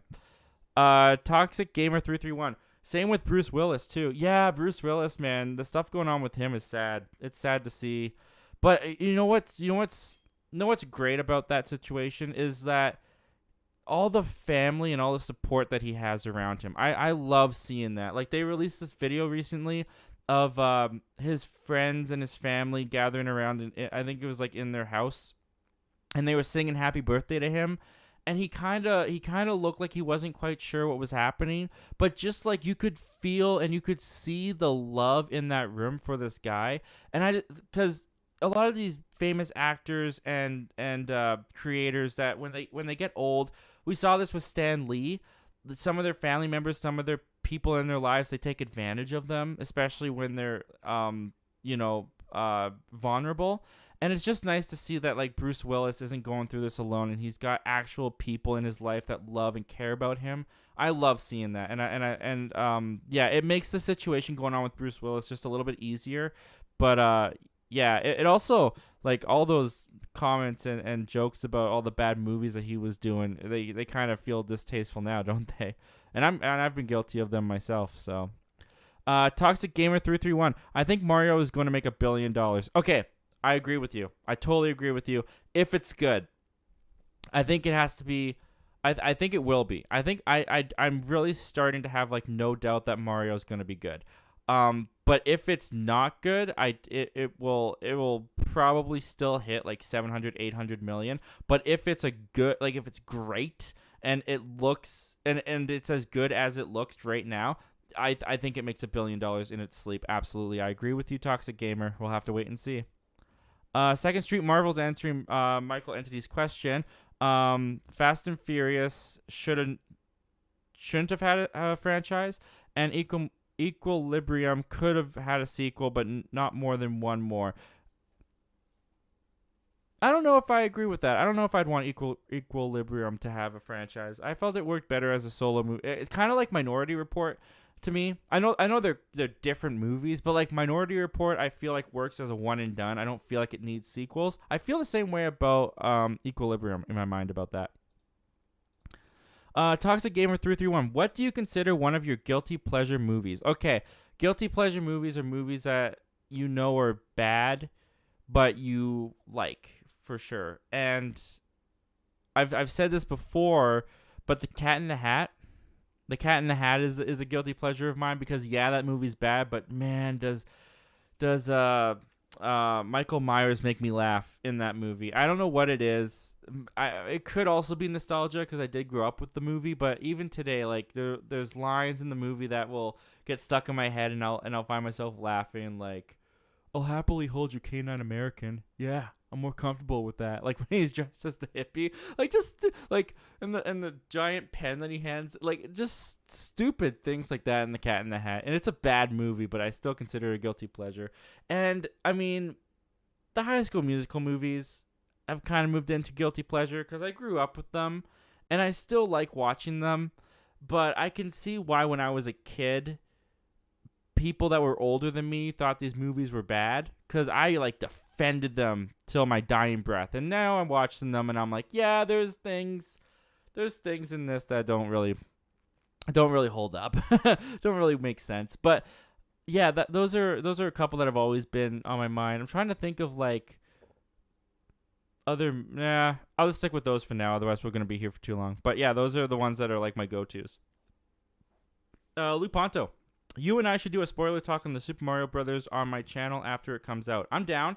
Absolutely, dude. As long as I've seen it and we can make a day work, I'm down for that. But I also had someone, I believe Jason Entertainment, who was in here tonight actually. He also invited me on to his channel to do a spoiler talk for Mario. And I can definitely I can do both. I just have to make sure we find dates that work. So I'll let you know. I'll let you know for sure, man. Thank you for the invite, Luke. Thank you so much for thinking of me. Second Street Marvel. But they'd have had to have a sequel planned when they made Equilibrium. But they'd have to have... I guess, yeah. Or I'm trying to think of if you mean the movie ended in a way where they would have had a sequel planned, or you mean like if they were going to do a franchise, they'd have to have had a sequel plan when they made it. I think that's more so what you mean. Because I feel like the movie ended pretty solidly where it was like, yeah, this is a one and done. The View with Drew. Do you have any excitement for the new Teenage Mutant Ninja Turtles animation and Transformers Rise of the Beast? And what are your thoughts on the more recent Ninja Turtles movies and the Transformer movies? Okay. Sorry, when I talk for a long time, my nose gets itchy. My excitement for the new Teenage Mutant Ninja Turtles movie has gone down just a little bit because I was hoping, and I understand the business side of things where the Teenage Mutant Ninja Turtles are a kid's property. They're a preteen property. That's how they're sold. But I'm really still hoping for the Teenage Mutant Ninja Turtles movie, and it doesn't have to be raunchy. It doesn't have to be like all this stuff. I just want a Teenage Mutant Ninja Turtles movie for the fans that grew up with the Ninja Turtles. You know, just a little bit more mature, just a little bit more... just a little bit more attuned to those who are older, you know? And I was kind of hoping that Seth Rogen's Ninja Turtles was going to be that. And then the trailer came out, and it's totally just a kids and family film, which is totally fine, totally on brand for the Turtles. I'm just always hoping for a little bit more. So my excitement for that went down a little bit, but I'm still, like, curious about it. The Transformers Rise of the Beast I'm actually more excited for than I thought I would be. Mostly because Bumblebee was so good and kind of got me to like the Transformers franchise again with Bumblebee. And I'm really curious to see what Stephen Cable Jr. does with Transformers Rise of the Beast because I really like what he did with Creed 2, which was another sequel he took off someone's hands. And this is kind of a semi-sequel, I think, to Bumblebee, taking it off of Travis Knight's hands. So I'm looking forward to seeing what he does. And my thoughts on the recent Ninja Turtles movies and the recent Transformers movies. I love Bumblebee, like I was saying. I don't really like... everything after Transformers 1 by Michael Bay. I like 3 actually, but 4 and 5 are garbage to me. I don't like those Transformer films at all. But Bumblebee was awesome, restored my faith in the franchise, and I'm looking forward to seeing what they do next. The Ninja Turtles movies, I thought the first one that Michael Bay produced was fine. I liked the second one for nostalgia purposes because they brought Bebop and Rocksteady in there and Krang, which was pretty awesome. But the movie itself is not very good, and I haven't really gone back to rewatch it. So I'm very meh on them. I'm very meh on the Ninja Turtles movies. Let's put it that way. Dakota Man. Well, thank you for being here tonight, Dakota. Thanks for joining us. From the top of your head, what do you think is the worst movie so far of 2023? Cocaine Bear. I know that I'm in the minority with that. I know, but that's the only one that I've given a not recommend to, and that's the one that I don't. Okay, here's my thing with Cocaine Bear, and I can talk a little bit more about it now that it's been a little bit. I know that like a lot of people got exactly what they wanted and had fun with it, and on paper, I almost got exactly what I wanted with it. I just didn't like the way that the kills were done. It just felt weird to me that the people that they chose to kill in such gruesome, torturous ways was put in this community. The way that you fix it, there's two ways that you fix Cocaine Bear to me. And I'm not saying that this is the right way to do Cocaine Bear. Who am I to judge? I'm not a director in Hollywood. But this is how I viewed it. Here, two ways to fix it. The one that I would pick is you have it be the drug dealers that are going into the woods to try and get the cocaine back, and then the bear takes them. Make them like bad people, not likable, and then you kill them in these torturous, horrible ways. Then I'm on board with it. Or with the characters that you do have them antagonize the bear more. Like a lot of them in my mind were just kind of like too innocent. Like the film sets up these characters a lot too, to the point where you feel like they're making them likable. Like they're making them people that you want to like, and then the way that they dispose of them just didn't work for me. I didn't like it. So if they had done something where like these characters were just full on idiots and this bear was coked out on cocaine and they like poked it or antagonized it or being like really stupid around it, the kills would have worked for me because they would have felt more justified, if that makes sense. But yeah, anyways, my tangent aside, for me, Cocaine Bear is the worst one so far. It's the only one I've given a not recommend to at the moment. So yeah, it's unfortunate because I was really looking forward to it, and I'm glad that it worked for majority of people. A majority of people really liked the movie and got exactly what they wanted, and I'm happy about that. I just wish I was one of them. That's all. Lupanto says Sisu looks. I don't say that word, but looks awesome. Yeah, I agree with you, man. It does. It looks great. I'm really looking forward to it. Toxic Gamer 331. And also, what is your least favorite movie of the year and favorite movie of the year so far? Well, we just talked about Cocaine Bear, and my favorite movie of the year so far is John Wick Chapter 4. That before that, it was Missing. I loved Missing, but there wasn't a movie after Missing that I loved. Like, I've enjoyed movies after Missing, but all of them were kind of a little underwhelming to me. But John Wick Chapter 4 hit everything it needed to for me, and it was just so thrilling, so intense, so exhilarating. I really liked the story too that they had in John Wick 4, and the way that it wrapped everything up in the franchise. I thought it was great, and it jumped up to be my favorite movie of the year. So there's the answer for that. Geek Ledger. John Williams has an incredible story. He was a member of... Oh, I remember hearing about this. He was a member of the U.S. Air Force Band. He studied under Italian composer Mario Castelnuovo Tedesco. I've never got that right. And conducted the rendition of the Statue of Liberty. Ooh, he's prime for a movie. That's awesome. I'd be down for that. That's awesome. Yeah, I didn't know a lot of that. I knew about the U.S. Air Force Band. I didn't know anything else about that, about John Williams. Thanks for letting me know, man. That's awesome. View with Drew. I, Frankenstein star Aaron Eckhart. Oh, it starred Aaron Eckhart and Billy Knight. Some will say they were trying to do the best with the material they had. Well, sometimes when you see a bad movie, that's all that you can hope for, is that they were trying their best when they were making it. Otherwise, what was the point? Lupanto says, you are correct. Replicas stars Keanu Reeves. Okay, that's what okay, thank you, Luke. Replicas is what I was thinking about. Replicas is the movie that had Keanu Reeves that was panned by critics and panned by audiences that I didn't even bother checking it out. I was like, nope, don't need that. Geek Ledger. He also had some personal struggles prior to his composing of the Star Wars and Indiana Jones movies, as his wife passed away in 1974, and he had considered quitting composing until Lucas called him up. Well, I mean, 1974, his wife, I'm not saying that you're lying or that you're wrong, but didn't Jaws come out in 1970? Yeah, Jaws came out in 1975. So I guess he would have composed for Jaws in 1974 before his wife or during his wife's passing, and then he would have considered quitting composing until Lucas called him up. That makes sense. Wow, that's crazy. That's crazy. Toxic Gamer 331 says that seems interesting. Yeah, it does. I think he's referring to that. Comment. Geek Ledger. They're doing a biopic on the making of Star Wars and Close Encounters. Oh, okay. So they're doing a biopic on the. I would love to see a biopic on the making of Star Wars. Honestly, I think Star Wars is prime for a biopic in the behind the scenes of the movie industry of its time that I would just love. Same with Close Encounters. I mean. If I'm being honest, I'm way more interested in the biopic of the making of Star Wars than Close Encounters, but I will happily watch both of those. That's awesome. Thanks for putting that on my radar, man. I'm looking forward to that. All right, let's see here. Wow, you guys are killing it with the questions. Holy moly. Thank you guys so much. Geek Ledger, they're taking the scripts from the podcast and adapting them. Oh, okay, that's awesome. And then Geek Ledger says the podcast was a scripted biographic podcast with full voice cast and a composed score. Oh, okay. So it was done like a radio show. It was. Oh, I see. Like an old fashioned like radio production. That's cool.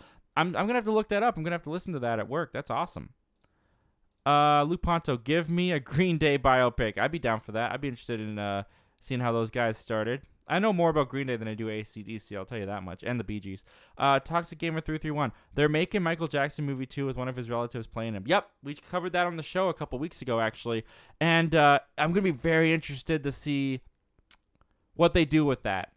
Because Michael Jackson is obviously iconic. And I'm a fan of Michael Jackson. I like a lot of his music and stuff. But he had some controversy in his life. And it was controversy that never fully got closure or resolution, I would say, to it. So there are people on one side. I mean, if it's played by his relative, I imagine I know which direction they're gonna go in. They're gonna play him as the controversy probably won't play a big part into the movie, to be honest. There's gonna be a big side. There's gonna be people on one side that are gonna be really upset about that, and there's gonna be people on the other side who are gonna be fine and happy about that because they don't believe the controversy. So it's going to be interesting to see how that movie does and what it's going to be. But I'm looking forward to it. I am. The View with Drew. I want everyone's thoughts on this. I would love a biopic about the life of Chester Bennington. I'm kind of with Toxic Gamer. Who's Chester Bennington again? The View with Drew says the guy from Linkin Park. Oh, okay. Toxic Gamer says don't know what that is. Probably a band. View with Drew says yes. Toxic Gamer says, well, I guess I'll find out who they are in a biopic, I guess. Yeah, me too, man. I don't know who, I've never heard of Chester Bennington. Is that the drummer that passed away recently? I think there was a drummer or someone passed away in Linkin Park recently. Is that the guy? I don't know. Toxic Gamer 331. Prey is only Predator movie I saw and loved it. If it's the only Predator movie you saw, then I would definitely recommend checking out the original Arnold Schwarzenegger one. It's just as good, if better than Prey. But yeah, Prey is a good one to start off with, man. I loved Prey. Prey was fantastic. Toxic Gamer said, I thought you were going to say Dredd. I've never seen Dredd, believe it or not, with Sylvester Stallone or the remake. I've wanted to. It's been on my watch list. That and RoboCop are like the two movies that or technically RoboCop's a franchise, that I've is also a blind spot for me. Like, it's one of those movies where it's like, I feel like I should have seen that by now. I just haven't seen it yet. I definitely want to see it though. I really do. Thank you. The View with Drew. Russell Crowe was in The Nice Guys with Ryan Gosling. Thank you for letting me know, because I totally blanked on his name. I'm blanking on a lot of names tonight. I apologize, guys. I'm usually not that bad. Maybe I am. You guys will let me know. Toxic Gamer 331. I haven't seen it, but I heard it was really good. Both The Nice Guys and Dredd. Yeah, I heard Dredd was good too. I heard the original was. I think the original with Sylvester Stallone is the one that people say are good, and then the remake isn't. I'm not actually quite sure on that, but. My sister's boyfriend, I think, said The Nice Guys was good. Well, your sister's boyfriend is correct, because The Nice Guys, as Luke Pontos is saying right here, The Nice Guys is awesome. Yeah, it is. I love The Nice Guys. The Nice Guys was so good. I watched that with my friend. Oh, we had a blast. Geek. Unfortunately, I watched it on streaming, so I did not contribute to the box office. I'm part of the problem. Geek Ledger. I know people are gonna fight me on this, but Interstellar deserved a franchise. I just never wanted to leave that universe. The world building in that movie was incredible. My favorite Nolan movie. I would honestly take an Inception sequel over an Interstellar sequel or franchise, and I don't even want an Inception sequel or franchise. So I have to say I disagree with you, man, but I love your passion. I love to see where you're coming from. Toxic Gamer 331. The Fifth Element is an underrated Bruce Willis movie. I have not seen The Fifth Element all the way through. I've seen the first like 20 minutes, and then I never got around to finishing it. So I gotta catch up on that one now that I know that it's underrated. Pure Hangout. Well, welcome, Pure Hangout. Thank you for being here, man. Oh, I met this guy last night on Fans of Something stream that we did. So yeah, check out Pure Hangout. Was it Dick Van Dyke? He's 97. That's who it was. It was Dick Van Dyke. There was paparazzi photos on Twitter of Dick Van Dyke, and he's 97. That's who I was thinking of. Thank you, Pure Hangout. That's exactly who it was.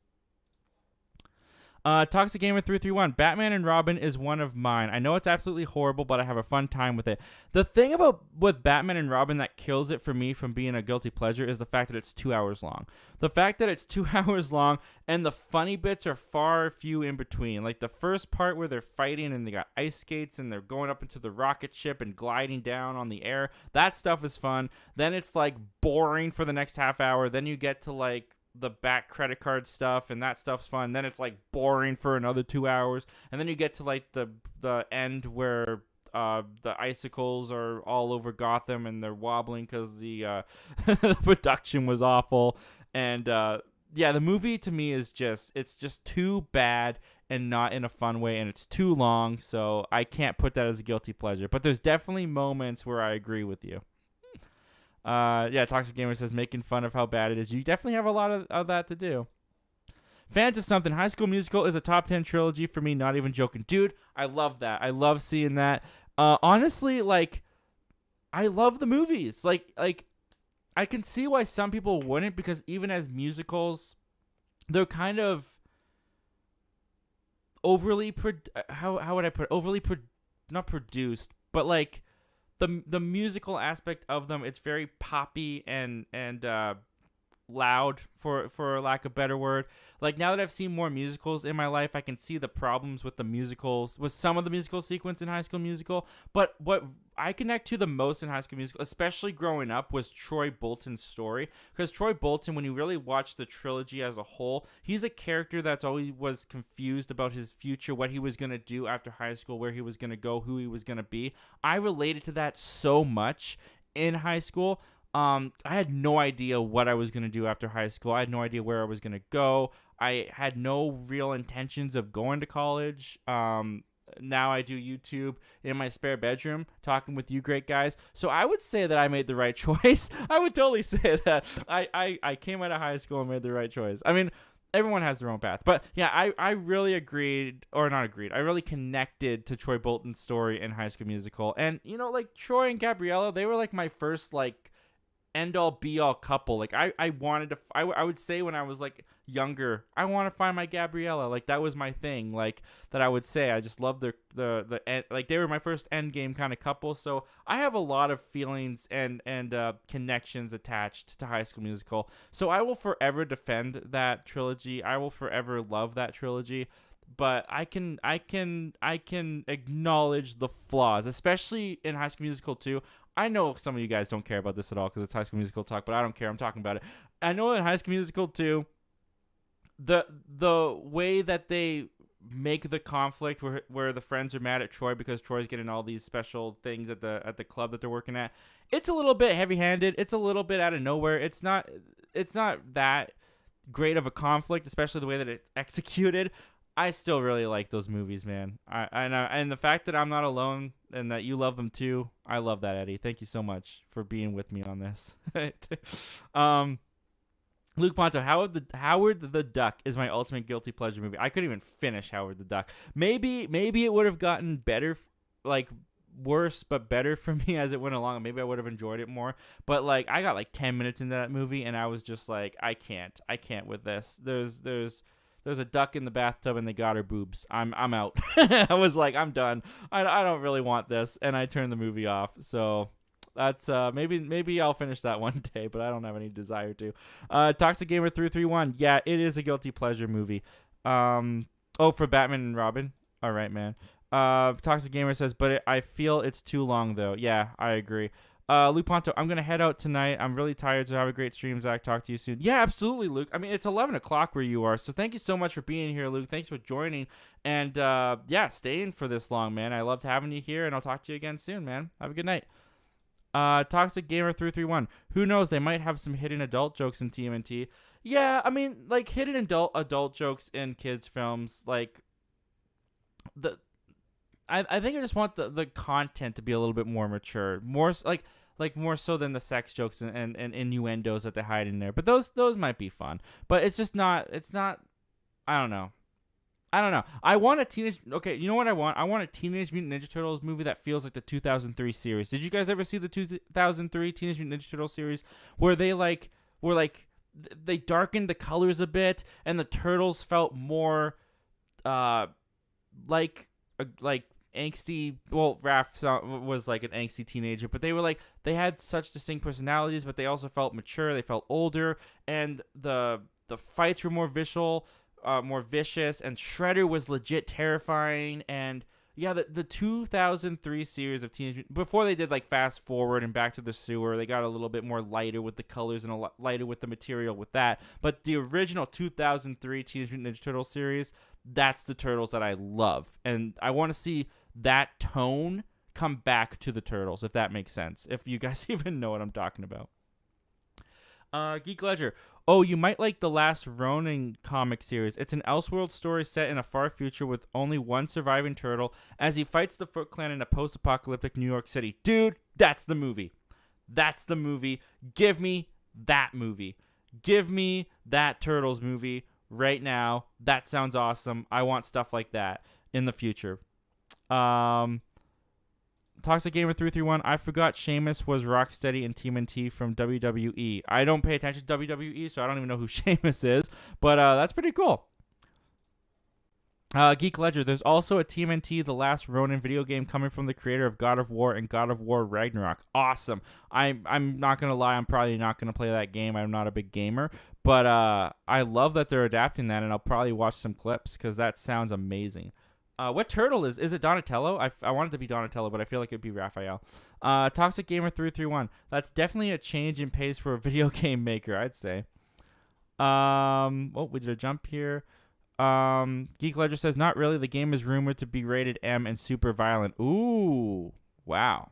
Yeah, like I said, give me that movie. Give me that movie right now. Toxic Gamer 331 says, same with John Wick. Toxic Gamer 331. Oh wow, was last Robin comic really gory or no? Toxic Gamer says no. Toxic Gamer says Ronin. Toxic Gamer 331. Frankenstein was basically Frankenstein teaming with angels to kill demons. Huh. That sounds kind of awesome. I mean, and now that I know the movie's bad, I won't watch it, but that sounds kind of awesome. Cassidy, my lovely wife, is in here. What's going on, honey? My favorite movie is Cat in the Hat. I know it is, honey. I know it is. And I'm glad that we can enjoy that together.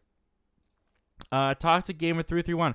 Do you think there's any movie that can top John Wick 4 for favorite movie of this year for you? There's contenders. Absolutely, there's contenders. The Flash. The Flash is getting amazing word of mouth from the if you believe the people on the inside of the studio chains and all that stuff. Like, that's just getting more hyped, and people are saying it's one of the best comic book movies ever made already that have seen it. There was a story that Tom Cruise wanted to watch it, and so they gave him a private screening, and then he raved about it to Andy Muschietti. He called him up. So if you believe all that, I'm getting pretty hyped for The Flash. That could be number one. Mission Impossible 7 is also a very possible contender because I loved Fallout so much, and then Tom Cruise is also coming off of Top Gun Maverick. So if they do like crazy, amazing action stunts and stunt work, and the story is really good for Mission Impossible 7, which is, I should just call Dead Reckoning Part 1 now because we have a title. That's a big contender.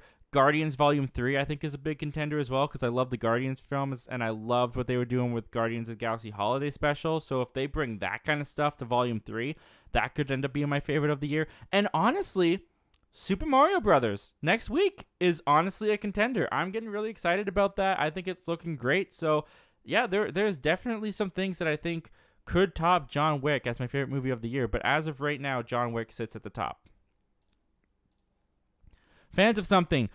Big MJ fan here. He was found not guilty both times he went to court, so he got that closure, but it definitely haunted him for the rest of his life. He definitely did. He definitely. So what?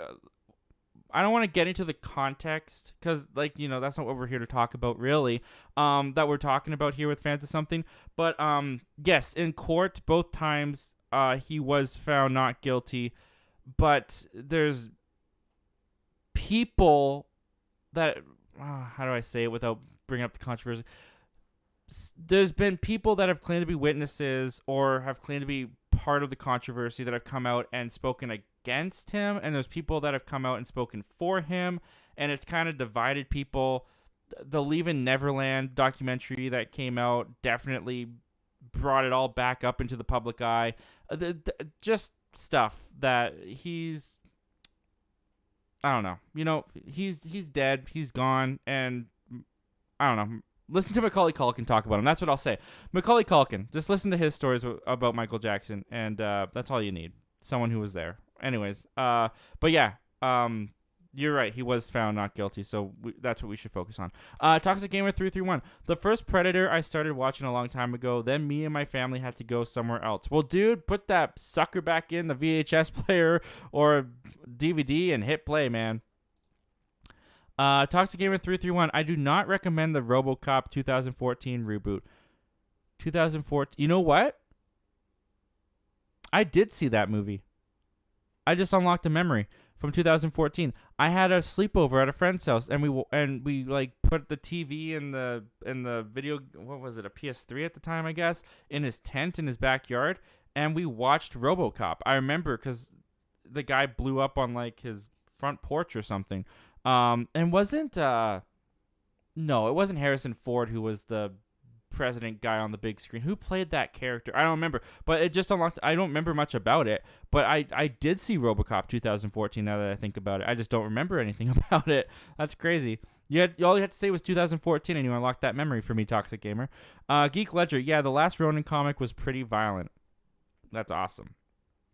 Toxic Gamer said 331 step in time. Toxic Gamer says it's 2 hours long. Wow. Whoops, sorry, I did a jump. It's 2 hours long. Wow, that is a little bit too long for that. Toxic Gamer 331. The High School Musical show was good at the start, then it kind of lost its way, I think. Yeah, I didn't get into the High School Musical show. I went into the High School Musical show with my arms like this. Like I was like, nope. Nope, not taking my childhood. I'm not, nope, not listening to you. You will never be part of the franchise. And then when I watched actually, I think when I watched the trailer, when I watched the show, and they were like, oh, it's the school where High School Musical was filmed, and it's like, oh, they're not in the movies. Oh, okay, I don't need to pay attention to this then. It was like instantly my brain was like, oh, wait, this doesn't connect plot-wise. I don't have to worry about Troy Bolton. I mean, I would say it's highly unlikely for Zac Efron to show up, but with the movies he's been in, like we were talking about earlier, I wouldn't be surprised. But I didn't have to worry about Troy Bolton popping in and missing a storyline or Gabriella coming back. Like they didn't even take place in the movies. They just had the movies in their world, and they were like doing their own musical thing. Checked out. I was like, don't need to worry about it anymore. The kids can have this, and I don't need to stress. Not that I like should have stressed about it, but it was just kind of funny how like I instantly like just went, oh, okay, yeah, you can do this. High School Musical, the series, you can hang out. I'm fine with you now. Geek Ledger. My guilty pleasure movies are the Twilight Saga. As someone who read the books, which were so much better than the movies, it's a fun romp. In middle school, I had a big Twilight phase in middle school. I'm not even gonna lie. I read all the books. I mean, I picked up the book kind of on like an accident. Like it was silent reading time. I don't know if people had that in school where you live, but it was like after lunchtime usually there'd be like 20 minutes of like silent reading time where you just read a book, and I didn't have a book, so I just walked to the bookshelf and grabbed the first book that was there and walked back with it, and it was Twilight. And I was like, man, I'm stuck with the Twilight book. I'm stuck with the girl book. I know that's an awful thought, but come on, I was like 11. So I start reading the book, and I just like got hooked. Like it was just like, ooh, vampires and romance. And as someone who watched like Disney Channel, Nickelodeon, and romance stuff at that age, I was sucked into it. So I read all the books, and then I watched all the movies, and then it was around the time that Breaking Dawn Part 1 was coming out. So the first part to the final movie was coming out, and I knew if I got my mom into the series, she would take me to see the movie. So I sat my mom down and I was like, hey, you should check out Twilight. I think you'd really like it. So I got my mom into the Twilight franchise. We watched all the way through until, what's the last one? Eclipse? Up until that point. So we watched Twilight, New Moon, and then Twilight Eclipse. And then after we finished Eclipse, and she was like, is that the last one? I was like, I don't know. Let me check. And I went online and I was like, oh, wow, look, the new one comes out in theaters next weekend. And sure enough, that Friday, my mom picked me up from school and she went, guess where we're going tonight? Got the tickets. And I was like, yeah, going to go see Breaking Dawn Part 1. And then we went back and saw Breaking Dawn Part 2. And then I never touched the Twilight movies again. I was kind of like, that phase of my life is done, and I just never watched them again. So I honestly have fond memories of the Twilight Saga. So that's awesome, man. I'm glad that you enjoy those movies, even if they're on a guilty pleasure level. And there's definitely some guilty pleasure parts in Twilight. I mean, the whole thing about Nessie. You name my baby after the Loch Ness Monster. Like there's some stuff in there that's a little cringy. The CGI baby itself in Part 2. Ugh, even back in 2000, whatever it was, 11, 12, ugh, gross. Toxic Gamer 331. The original 1980 TMNT movie was good too. Yeah, I was it 1990? I think it was 1990. I grew up with that movie. That is the best Teenage Mutant Ninja Turtles movie still to this day. It holds up incredibly well. And even the costumes and Jim Henson's work on that, it works so well. I love that movie. I actually watched it fairly recently, well, like last year fairly recently, and it still held up. Toxic Gamer 331. It's a mystery who turtle. Oh, it's a mystery who the turtle is in the last Ronin game. So obviously they don't have their mask. Otherwise, I feel like that'd be easy to. I feel like if they kept the personality though, like it'd be easy to tell who the turtle. Interesting. I'd be interested to see how they play that. Geek Ledger. I haven't gotten that far in the series. The identity of the last surviving turtle is hidden until the last issue. That's interesting. I wonder how they do that. Because they can't have their original personalities, otherwise you'd know exactly who it is. Like Michelangelo would be so easy to identify. Donatello would be easy to... Raphael would be easy to identify. I guess it could be Leo. Toxic Gamer says, I still don't know who the turtle is. All right. Wow, we've got so many more questions still to go through, guys. You guys are awesome. We've already been here for almost 2 hours, and you guys are killing it. Fans of something. Question for you. Which film has the better action? The Matrix from 1999 or John Wick 2014? Oh, they're different in action. I gotta go with The Matrix. I'm gonna go with The Matrix from 1999. I mean, it had revolutionary action as well, and the bullet time sequences introduced. I believe John Wick 2014, the first John Wick, it mostly is and it's amazing gun action. But I think it's mainly gun action. They don't get into the more choreographed gung fu fighting stuff until chapter 2. But I'll go with The Matrix for now because The Matrix is just, the action in that is just so iconic. But man, I don't know. I could watch both of those back to back and change my mind. Good question. Toxic Gamer 331. Can we point out how they're starting to do more Part 1 and Part 2 movies? How they are starting to do more Part 1 and Part 2 movies? I mean, they've been doing Part 1 and Part 2 for a while. I mean, I think we did take a little break for a little bit there. But yeah, we are getting Mission Impossible Part 1 and Part 2. Are we getting any other Part 1s and Part 2s? I don't know. I don't know if there's any more than there usually is from my thoughts. I don't know. The View with Drew. Thoughts on the Maze Runner films? I've seen 2 of them. I never got around to finishing the final movie. I don't know why I own them. I own all 3 of them, and I never got around to finishing the last one. I really liked the first one. The first one kind of surprised me. I thought it was I liked the mystery and the intensity of it all. The second one I thought was good, but kind of lost what I liked about the first one a little bit. And then I never got around to watching the third one. I don't know why. Is the third one the Scorched Trials, or was the second one the Scorched Trials? I can't remember. But I gotta finish that. Toxic Gamer 331. I like all 3 Maze Runners. I think 2 is the weakest, though. It's still good, though. Yeah, like I was saying, 2 kind of dipped for me. Maybe that's why I didn't go on to 3. Maybe I just kind of lost interest, but I don't remember.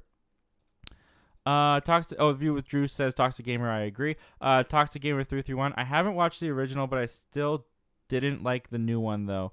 I haven't watched the original, but I still didn't like... Oh, you're talking about RoboCop. Yep, fair enough, man. I don't remember it being a great movie. I just remember that I saw it. And the fact that I don't remember anything about it, I mean, I should tell you something. The View with Drew. Toxic Gamer 331. The View with Drew. Cool. Just responding to him. We got Lance Jackson. Now, Zach, I know I'm not a sports guy when it comes to movies. I love The Sandlot and Air Bud and Space Jam. Dude, I'm not much of a sports guy either when it comes to movies, but I recently watched The Sandlot like very like late last year, like just a couple months ago, and I think I definitely would have enjoyed the movie more had I been a kid, but I thought it was still a pretty fun movie.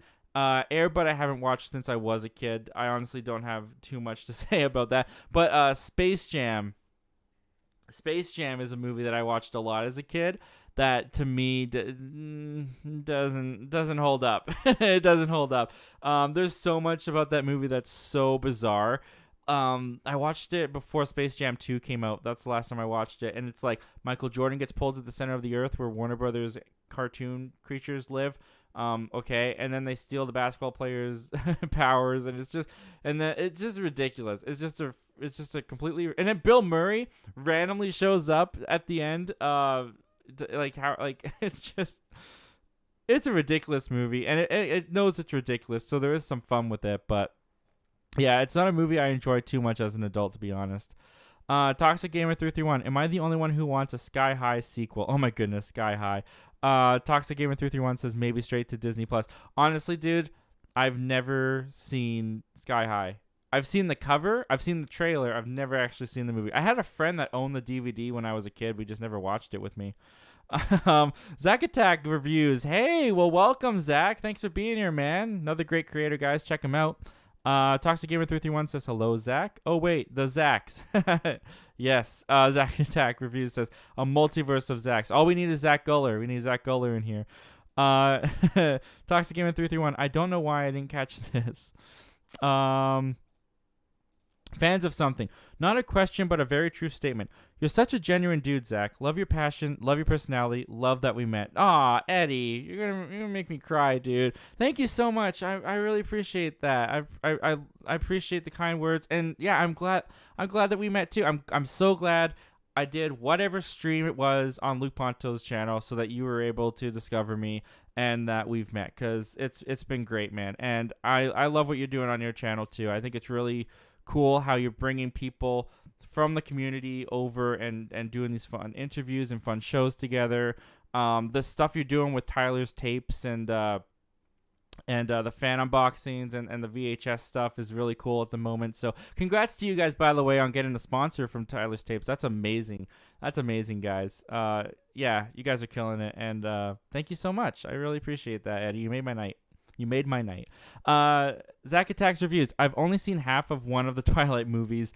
Yeah, it's hard to say, like, I recommend them, but they have a special place in my heart. I'm not going to lie. I did enjoy them for a time. New Moon was always my favorite, and I'm not entirely sure why. Maybe it's because I wasn't Team Jacob. I actually never really decided on a side, to be honest with you, back in the day. But I liked the Jacob character in New Moon, so maybe that's why I enjoyed that one the most. Oh, who am I kidding? It's because he had his shirt off all the time. That's why. That's why I liked it. No. Well, you never know. I'm sure that's why. Never mind. I was gonna say something, but I'm not gonna say it. Toxic Gamer 331. Robert Pattinson definitely gone to better heights. Yeah. Robert Pattinson definitely went on to do some better stuff. One of the most underrated Robert Pattinson movies, I think personally, and it's funny that I'm saying that because I forget the name of it, and I have the picture of it in my mind. Oh, what is it? Oh man, it's Neon Lights Crazy, something like that. Robert, let me see here, because now it's gonna bother me that I literally cannot remember the name of the movie that I just said was underrated. Someone's already put it in the chat, I'm sure, but I'm gonna look and say Good Time. That's what it is. Good Time. Good Time is an underrated Robert Pattinson movie and Robert Pattinson performance. If you haven't seen Good Time, definitely recommend it. It's a pretty anxiety-inducing film, but I really enjoyed it. Toxic Gamer 331. What is 5 villains you want to see in the Pattinson Batman universe? Dude, I don't know. They've already done the Penguin. They've done Riddler. They've technically done Joker because Barry Keoghan did one in there. They already have a lot of the villains that I know, to be honest. I do want to see them do a Mr. Freeze. I think Mr. Freeze would be fun for them to do in the Matt Reeves Batman universe. Five of them though. I can't name five of them. I'm sorry, dude. Pure Hangout said, "Well said, fans of something." Dude, thanks, man. Thank you guys so much. Toxic Gamer, Spider-Man Across the Spider-Verse is a part one. It technically it was a part one, but they then changed the titles from Across the Spider-Verse Part 1 and Part 2 to now it's Beyond the I believe the next one is Beyond the Spider-Verse. So they're no longer Part 1 and Part 2. But you are right. They started off as a Part 1 and Part 2, but now they're not. Whoops, where are we at now? Toxic Gamer 331. The third one is a tearjerker. If we're still talking about Twilight, the third one was always cool because it had all the vampires, and the vampires, like that shot where they're coming out of the water to come get Bella. That stuff was cool. There was some cool fantasy, like creative stuff in Twilight, to be honest with you. I don't know. I don't want to be a Twilight basher. It's easy to get on the bandwagon sometimes when it's popular to hate on something, even just as a joke, but I don't want to. I like it. I like it. Fans of something, Pure Hangout. The feelings are similar, right back at you. Aw, look at the love going on here. Fans of something says needs to get you back on the channel. Yeah, Pure Hangout, absolutely. Toxic Gamer 331. Zach, have you seen Warrior? Yes, I have. That's the Tom Hardy, if I'm remembering correctly. I have. Okay, so I got The Fighter and I got Warrior in a double pack on Blu-ray, and I watched them one night back to back. So my memory on them is kind of fuzzy and they kind of blend together, but I'm pretty sure Warrior is the one with Tom Hardy, and it was more MMA type stuff. Maybe I'm remembering that wrong, but I do remember really liking the movie and liking Tom Hardy's performance and liking the dramatic elements to it. And yeah, because The Fighter, I believe, is the one with Christian Bale, if I'm remembering correctly. But yeah, they kind of blend together. But I might even be thinking of the wrong movie. Who even knows? But I'm pretty sure that's the one you're mentioning. Unless you're mentioning Warriors, which is like the gang movie. I haven't seen that one yet, but I want to. Oh yeah, The View with Drew says The Warrior is an excellent movie. It's my second favorite Tom Hardy performance behind Bane. There we go. It was the right movie. Good job, Zach. Good job for remembering your movies. Sometimes it's harder than it looks. Toxic Gamer 331. The second Space Jam I thought was actually a good sequel. Another hot take of mine, even though I think LeBron James wasn't that good at acting in it. Yeah, I saw the first Space Jam. Not the first Space. What am I thinking? The second Space Jam in theaters. Actually, I'll let you guys. Okay, so I went to the theater to see Space Jam: A New Legacy. And about halfway through the movie, maybe even a little bit before halfway through the movie, it was like when they were doing the Superman. No, it was when what's his face, Sylvester the Cat was in the Austin Powers movies. That was pretty funny. My phone started like buzzing like crazy, and eventually I stepped out to check my phone, and it was my wife. My wife was volunteering at a Bible camp for the week. And she had like seriously injured her ankle, and she like needed to come home like right now. And the Bible camp was like 3 hours away, and I was with my cousin, I was with my brother, and I was like, I gotta go. Like I can't finish the movie. Like my wife needs me. I gotta drive there. So I drove 3 hours there, and got her, and we came back, and she was like, I'm so sorry I ruined the movie. Do you want to go back and see it? And I was like, I don't really want to pay another ticket to see it. So I finished the movie through React videos because it was during the pandemic. So it was day and date release, but I didn't have the service to get it day and date released at the time. So people had watched the movie and reacted to it. So I watched a bunch of different reaction channels and pieced the movie, because some people would cut out some parts and other people would cut out other parts. So I pieced the movie together by watching all these reaction channels, and then I just kind of did my review based on that, to be honest. So I don't know if you guys look at my Space Jam New Legacy review differently now. You know, the one that's like buried on the channel at this point. But Yeah, that's my Space Jam: A New Legacy sequel story, and I don't know why I told it, but I did. There you go. Mason the Nerd. Whoa, you're still live. Yeah, you guys are killing it. I'm not stopping until we get through all these questions, man. And yeah, you guys are gonna keep me here all night because we've already been going. It's 2 hours. You guys have been here for 2 hours talking with me. I cannot tell you how thankful and grateful I am for that, guys. You have listened. Well, some of you I'm sure have come in and out, but regardless, you guys have kept me on the air for over 2 hours. I'm so thankful and humbled that you want to listen to me talk and tell these goofy, stupid stories for this long. Pure Hangout says, much appreciated. Fans of something, I'd love to join again. That was a fun stream and you're a great host. Yeah, Eddie and Haley kill it on Fans of Something as the hosts. They always make you feel so welcome, so cared for. They're fantastic. Toxic Gamer 331 says Sky High is on Disney Plus and is amazing. The View with Drew, I agree. I'm gonna have to check out Sky High then. If it's on Disney Plus, I got no excuse. Mason the Nerd said had to get off it, and I was like wondering if he's still streaming. And sure enough, here I am. What's going on, Mason? My throat is gonna be gone by the end of the night, and I'm probably gonna have a hoarse throat by tomorrow. But you know what? It's worth it. I love it. I love being here with you guys. I'm having a great time. Toxic Gamer 331. I still have yet to see Twilight movies too, but I might get around to watching them maybe. I mean, like I said, I'm not gonna give you a strong recommendation for Twilight, but don't listen to all the hate. Check it out for yourself. I think there's things in there to legitimately praise at times. Not all the time, but at times. Toxic Gamer, yep, you put it in there. Good time, yep. Well, yeah, that's the one I was thinking of. I got to it before you probably wrote that in, but yes, thank you for letting me know, man. Zack Attack Reviews. Hope you have a great stream, dude. Gotta go to bed. Keep being awesome. Make sure you like his video and share. Aw, Zach, thank you so much for that, man. And yeah, thank you for being here tonight, Zach. Thanks for jumping in here. Thanks for joining the fun, and loved having you here, dude. Have a good night yourself. And guys, check out his channel. He's also got a channel.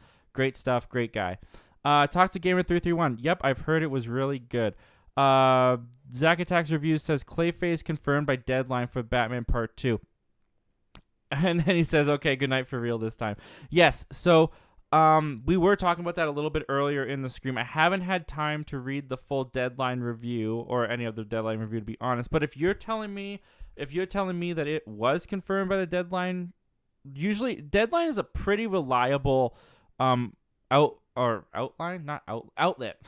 Deadline is a pretty reliable outlet. So if you're telling me that it's confirmed, then it's very likely that that's going to happen. And like I said, very curious to see how Matt Reeves will make that work in his Batman universe, man. Fans of Something gives the pray hands to Pure Hangout. Toxic Gamer 331 says, yep, I saw. I'm curious with what they're gonna do with Clayface. Yeah, me too. I think everyone is. Toxic Gamer 331. I was meaning the third Maze Runner movie. Oh, okay, the third Maze Runner movie. Okay, sorry, man. Got confused. Toxic Gamer 331. I do recommend. It's good ending to the movies. Okay, I'll definitely look into that then. Toxic Gamer 331. Zach, are you going to MegaCon? Toxic Gamer says Orlando. That is. I'm just gonna take a guess and that you're asking Zack Attack Reviews, so I can't speak for him. But Fans of Something says Toxic Gamer 331. My money is on no. Well, I'll tell you, if you're asking me if I'm going to MegaCon Orlando, the answer is no. I don't live anywhere near there. So unfortunately gonna have to miss it. I've never been to a con. I don't know if I would honestly enjoy a con. I feel like once I got there I would be enjoying myself and having fun. But the thought of going to a con and being around so many people kind of makes me a little bit overwhelmed and a little anxious.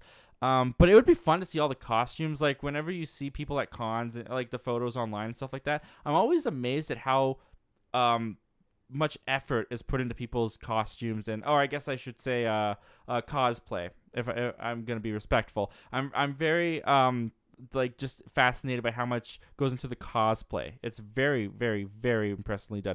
Mason the Nerd, dude, you super chatted $1.99. Keep doing you, bro, dude. Thank you so much for that. That means a lot. You didn't have to do that, but you did, and I really appreciate it. And yeah, dude, you will get the community post by the time that this stream ends. By 1:00 in the morning my time, you'll get the community post, man. Thank you so much, man. That means a lot. That really means a lot.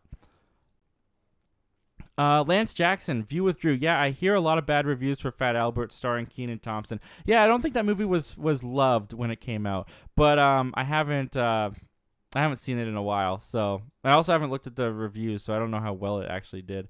Toxic Gamer 331, hot take: Jaws of Revenge is one of the worst movies of all time.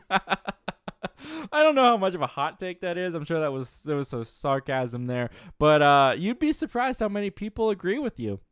Aaron Austin, I've been in and out, but glad to support your streams. Austin, dude, thank you so much for the support on the streams, dude. Like when I was saying, I'm sure that some of you have been in and out. Like, that's not a slight at all. Like, the fact that any one of you guys would click on the video and jump in here in the first place means so much to me. So thank you, Austin, for all of the support. And yeah, thank you for coming in and out, man. And all you people that just jump in here while you're just sitting on the toilet, killing time, I appreciate you too, guys. You guys help out a lot. So thank you so much. Fans of something. Okay, yeah, sure. Check out Sky High, but do it after me and Orson Welles. Oh yeah, absolutely. You paid for me and Orson Welles, dude. You're getting me and Orson Welles. I'm watching that. I'm absolutely gonna watch that.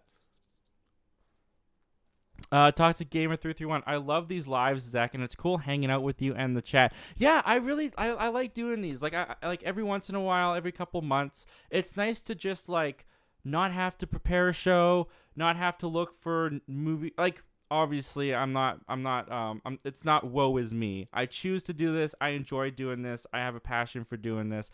But, going through the week, constantly looking at the movie news and what's happened and picking and choosing what's going to be on the show and making the headlines and making the topics. It's work. It's fun work. It's my hobby. But it sometimes it's nice to just like take a break and just have a community night, where we can just let the conversation go wherever we want it to go, and you guys can totally can drive the conversation in any direction that you want it to go. I really enjoy that, so I definitely will be doing more of these in the future, and I'm glad that you enjoy these shows and these streams, man, and I'm very thankful to have you here. Thank you so much. Toxic Gamer, yeah, I was meaning you. It's a shame I won't see you there, but it's cool hanging just on the lives. Yeah, I mean, yeah, unfortunately, I'm nowhere close to Orlando. I mean, I'm in British Columbia, Canada, somewhere. I'm not going to give my full location away. One day I probably will. But yeah, I'm just in British Columbia, Canada, in a city, living my life, far away from the Hollywood and well, Orlando's not Hollywood. What am I talking about? But I think the closest con that I can go to in my area is like an hour away. But I don't hear great things about it. It's pretty small. So, although I think we got William Shatner one time. So, that's kind of cool. Never did go, though. But yeah, it would have been cool to meet you, man. Maybe one day we will meet up. Lance Jackson, my favorite biopic film is Get On Up, starring Chadwick Boseman. It's about the Godfather of Soul, James Brown. Great movie, by the way. James Brown made a song called Sex Machine. I wanted to watch that movie, especially when Chadwick Boseman's death came out and people were like really recommending Chadwick's work. This was one of the movies, Get On Up, that I had on my radar that I wanted to watch, and then I just never got around to it. But now that you've put it back on my radar, it's kind of like ignited that, like, I wanted to watch that. I totally forgot. So many movies, so little time. I gotta watch that. And The View with Drew is agreeing with you. Get On Up was phenomenal. So yeah, there you go. 2 recommendations. I gotta get on that. After me and Orson Welles. Don't worry, Eddie. After me and Orson Welles. All right, Toxic Gamer 331. I even remember watching Jaws: The Revenge when I was younger and didn't dislike much movies then. And what is this? This feels very odd. I've totally felt that, like, especially as a kid, when you don't fully process your thoughts on movies and what you're feeling, what you're thinking about them, because you're just so young. And yeah, sometimes when you're a kid and you're watching movies and you're like, I don't know what it is about this movie. I know it's bad, but I don't know why. And I've definitely felt that, dude. But I didn't see Jaws: The Revenge until I was way later in my teens. Or like adulthood, mostly. Like 18 years old. Toxic Gamer 331. This is bad meaning This is bad meaning Jaws: The Revenge. This is bad meaning Jaws: The Revenge. Yeah, Jaws: The Revenge is bad. Toxic Gamer 331. And the Jaws sequels before that, I think, are okay or guilty pleasures. Yeah, I don't hate Jaws 2. No, I hate Jaws 3. The hate's a strong word. I don't hate Jaws 3. I don't hate Jaws 2. They're just so inferior to the original. And the original, going back to a question we had earlier about like what shouldn't have been a franchise, Jaws is like on the top of the list. Like Jaws did not need to be a franchise. The ending of Jaws, the shark blew up. End of story. There you go. I was going to say Speed got the memo, but no, there was a Speed 2. So, whoops. That didn't work out. But, yeah, no, Jaws did not need a franchise. None of the sequels come close to the original. And I don't even own any of the sequels. For me, it's Jaws, one and done. That's all I need. But I didn't hate them. That's what I'll say about that. Lance Jackson. Tomorrow I'm going to go through my movies and TV shows, do a little downsizing some kid movies like Shrek and Fat Albert and Hotel for Dogs Keep and Honey, I Shrunk the Kids. I love Honey, I Shrunk the Kids. Honey, I Shrunk the Kids I have somewhere. I can't pull it out. Some of these people on YouTube when they're streaming, they're just like, oh, that movie? Yep, got it right here. And then they just pull it out for you. I'm always amazed by that. It's like, how'd you find that so fast? But yeah, my movies are over there. They're not that accessible. But yeah, Honey, I Shrunk the Kids is great. And I hope you have fun with that, man, because moving movies around and downsizing and organizing yourself can be a hassle sometimes, but it can also be a lot of fun. Fans of Something, 42 is his best film. Bozeman, I mean. All right. 42, is that the baseball one? I have an image of him in a baseball outfit with his back turned, and I feel like that's the 42 movie. I haven't seen that.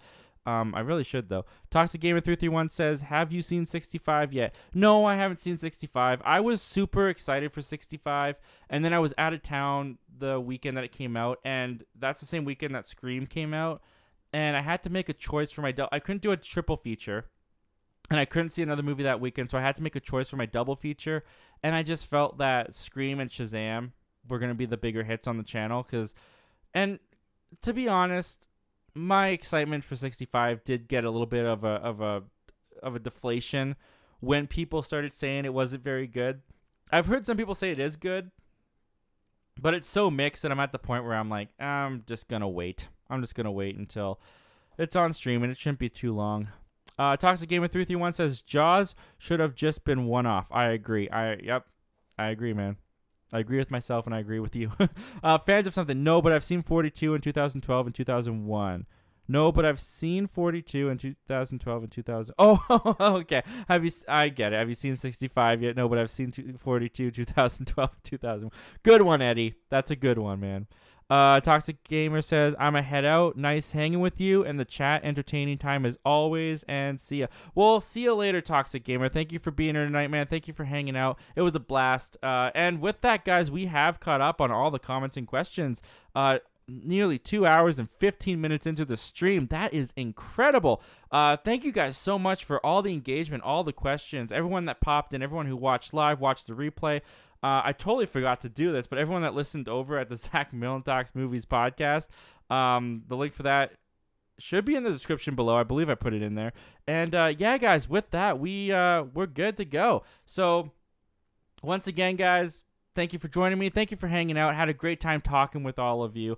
And if you haven't already and you like talking movies, consider hitting the subscribe button. We have a goal of hitting 2.5 thousand subscribers by the end of the year. If you enjoyed your time here, and only if you enjoyed your time here, consider joining us. We'd love to have you join our community. And with that, Fans of Something saying good night, Zach. Well, good night, Fans of Something. Good night, Eddie. Good night, Haley. And they're also saying great stream. Thank you, guys. That means a lot to me. And thank you to everyone, by the way, the Super Chatters, Mason the Nerd, and Fans of Something. Honestly, amazed, blown away by the support. Thank you guys so much. And as always, guys, I will talk to you again very soon. Same Zach time, same Zach channel.